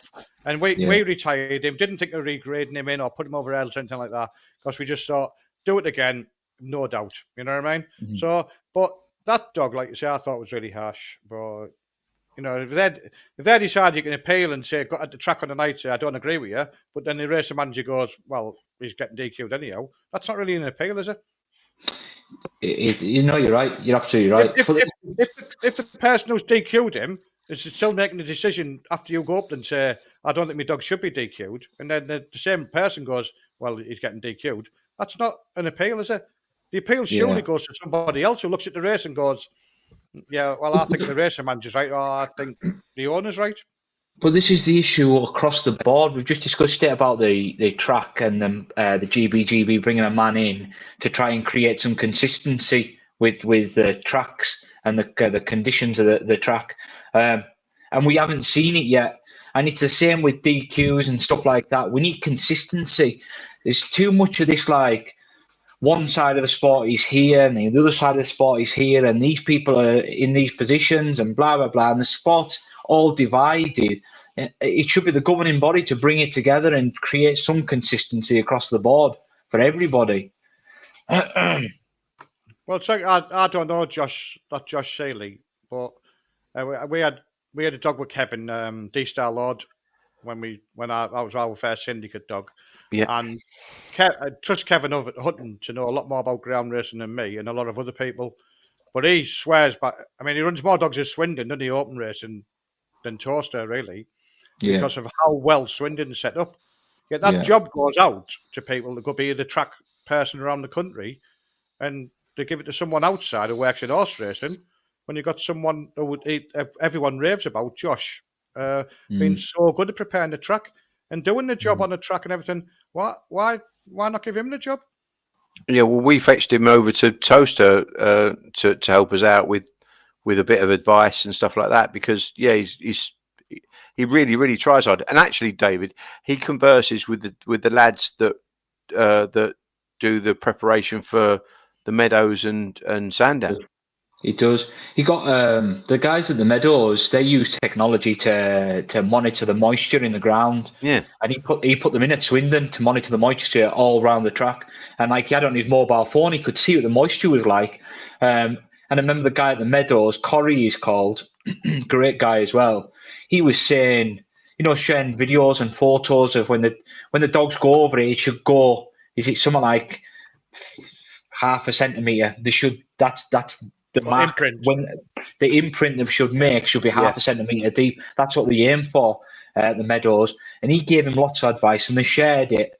But Josh had sensors all around the track, and he was sending me photos and videos saying this is what the surface should be like. And that's why Kevin Hutton goes. It's as simple as that. He's said a few times, without doubt, the best surface in the country. I know Darren runs dogs around, like you say, he runs dogs around there, and he wouldn't be running them if the track wasn't, you know what I mean? But I mean, you do struggle to find everywhere with consistent going, don't you? And you run one week and it's all right, you go the next week and nothing's happened because someone's been an older, or they've had a bit of rain, or it's been dry and no one's got a bucket. You know, it's embarrassing, really. Well, and like you said, people are paying 10, 20, 30,000 £30,000 for dogs. Yeah. When you're expected to, I mean, these are the best dogs in England and Ireland, and you've got all these trainers tonight, and they're not complaining because they've lost, they're complaining when they've won. That sort of shows it to me. You know, if they've lost, you say are sour grapes, but you've won, when you've won a race and say the going's abysmal, then you have to think the going's abysmal, don't you? Which is Liam Dowling, John Mullins, and Pat Buckley, Yeah, and it says, and their dogs have won tonight, so it's not like it's sour grapes and my dog's been knocked out. Yeah. And that's it. Consistency. Why can't we have a track that's consistent? All the tracks consistent. DQs, track conditions, consistency across the sport. When the weather's the same, like it has been the last few weeks, there should be no reason why that track isn't running the same from night to night. I mean, last week when we ran Thursday, Friday, Saturday, the Thursday and the Friday, there was flying. The Saturday, I don't know whether they decided we'll bang a load of water on or whatever to get some wides through. But It was soaking, yeah. Yeah, it was totally different on the Saturday. Totally no consistency at all. It's not just toasted either, because there's other tracks up and down the country. We could go through most of them, but it's like, and I've said this for a while, why don't the GBGB are more than just rule maker? They've got to enforce rules. So why don't they go to these tracks and say, right, we're going to do spot checks. That track isn't good enough. It's unsafe. You're getting fined. There's a 10 grand fine. Because I guarantee you, if they start handing fines out, they'll soon get their act together. They need to put a free breakfast on or something for them, and they might turn up. There's no tracks in London, so they won't check them. Well, that's it, yeah. But you're right. It is right. You said, I mean, Romford, when you watch it, the amount of times, I mean, it hasn't been as bad the last few weeks, but it was Friday night, it'd be all the inside. Saturday morning, all that was winning was trap sixes. And there was been no rain, so that can only be a man-made bias. The thing is, when it comes to the likes of GBGB, you've got a commercial director and you've got somebody that looks after the track conditions and all that type of stuff. The tracks commercially all work independently or within their own group, whether they're a part of a group or whatever. They're commercial entities on their own. Why have they got somebody who's doing commercials? The tracks, the groundsmen and the tracks look after the condition of their own individual track. So why have they got a track person at the GBGB? Either the GBGB need to use these people and enforce rules and start clamping down on tracks, or, in my opinion, just wasting money. Take these people's salaries that they're paying that have got no power over the tracks, put them into Category 1 competitions or whatever it might be.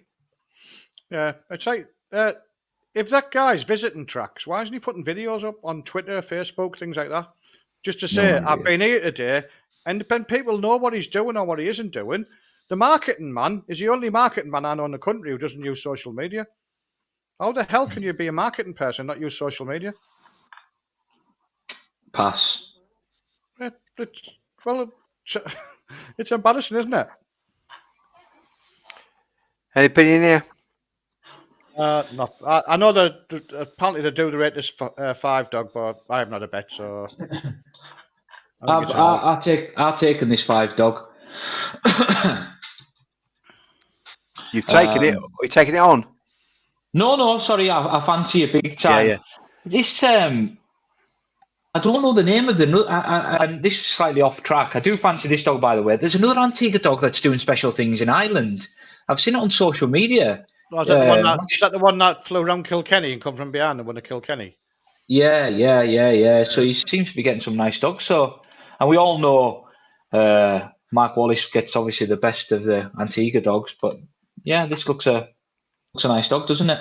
29.44. Trial wise, and then I watched the Munmore run and don't want to be in 5, and no, probably wants some 500 more than 480 at Munmore, mine, but yeah, has it got the early to clear?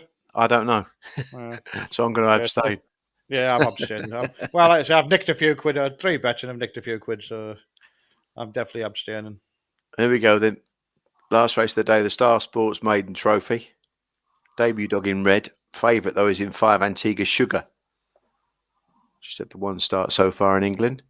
And away in racing, and 3, Luminous Invader has bounced out the boxes and leads into the turn ahead of Antigua Sugar. Throws up again. 3 from 5. Has moved into 3rd. Halfway stage, and Luminous Invader a length clear from the 5. Antigua Sugar. Now comes 4. Droopy's Mural looking for a run. Switches round the outside and siding through the field. Off the last turn. 3 all out. 4 now is now bearing down, and Droopy's Mural gets up in the shadow of the post to win it from Luminous Invader with 5. Antigua Sugar back in 3rd. Yeah. That's done some running, hasn't it?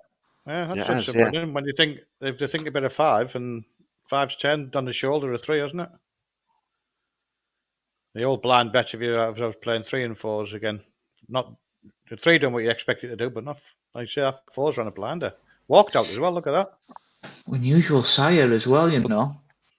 I never ever heard of this sire. I don't know if you've heard it whilst racing. PL Spoofer. Not one I've heard of. Ran the first 2 bends really well, considering some monks. Yeah, Droopy's breed, didn't you? Jeez. Spoofer? It's got 51 offspring. Daryl Bear owns it. That's run the first 2 bends, considering it's got dogs around it, really, really well. And Jamaica round up on the bends as well. And then just literally nearly ran up the back end of the 3, but then just switched and didn't really lose massive momentum and stormed home. Yeah. It's like you say, it's a rare thing at us. It's made ground on the bends. Yeah. That's right. But then, to be fair to Richard Rees, he's given the dog plenty of looks round. Yeah, he gets a lot of winners. He gets plenty of winners on there, doesn't he? 29.35, 29.54, 29.48, 29.40. Yeah, he does get plenty of winners on there. But I suppose he's done the right thing though. He's given it plenty of experience because Tulsa's one of them tracks that you just you need experience of it, don't you? And actually, I noticed that's probably a middle. It's got a W against it, isn't it? Oh, it did have in my sheet, but probably more of a trap free dog. Yeah. 3 or 4 suited on the ground. Yeah. Really well. So you won a few quid, Borroway? I only had 3 bets, so I got Signet Goofy at 4s. So yeah, that was me as well. That's what got me the money. Yeah. So. And I got the sweet as if the Fawn Rebel comes second. Yeah, that would have done. Yeah, that would have been the top up there. Yeah. We can't complain. We win a few. David, how did you go on the night? Winners 1, 2, 3, 4, 5 winners. Nice. I think that's not too bad, really. That's good. Yeah. And who do you think was the fastest sector of the night? Cape Cloud. Cape Cloud, yeah, that's a good shout. Nearly. Ballymacfair one then? Goofy. All right, okay. I was 5 as well. I think 404. I think he's well. I don't think it matters if he gets 5 or 6. I think you know what I mean. I think he get across any of the early he's got, and he's going to get his draw, isn't he? So yeah. But then again, he might be -80 next week, so they might be against him. You don't know, do you? Just need to avoid him in the next round with Ed, I think. Like to keep them apart. That's it. It would be interesting seeing something go up the inside of Ed with a lot of early pace. Yeah. Even though I don't think that would matter. I think Ed would just move off a length and just power on by him down the front side. Yeah. See you at the pickup, yeah. No, that's the thing. He's a proper dog. He is a proper dog, and everyone keeps trying to grab him, and I don't think there's anything to grab him with. But yeah, just wanted to get him in the final, and then do him 401 in the final. Bing! Yeah, that's it. Did you get George back? Did you get George back? Blue Tick George? Yeah, we got him back. Yeah. He's in the living room. He's having a sulk because we've spoiled his fun by finding him down the road. We don't want all these followers getting a bit worried about won't sleep at night if we haven't got him back. Yeah, he's back. He's probably planning on eating another door. Nice one. I'm just going to leave you on this gem. Spoofer had the clock at Watford at one point, only because Ben Green knows his stuff and he keeps giving us all the mine of information. We might as well take it. Yep, there you go. Yeah. Get him on the programme, Peter. That's it. Yeah, we'll do that. Thank you very much, lads. Been a pleasure. Yep. Cheers, Thank you. Right. See you soon.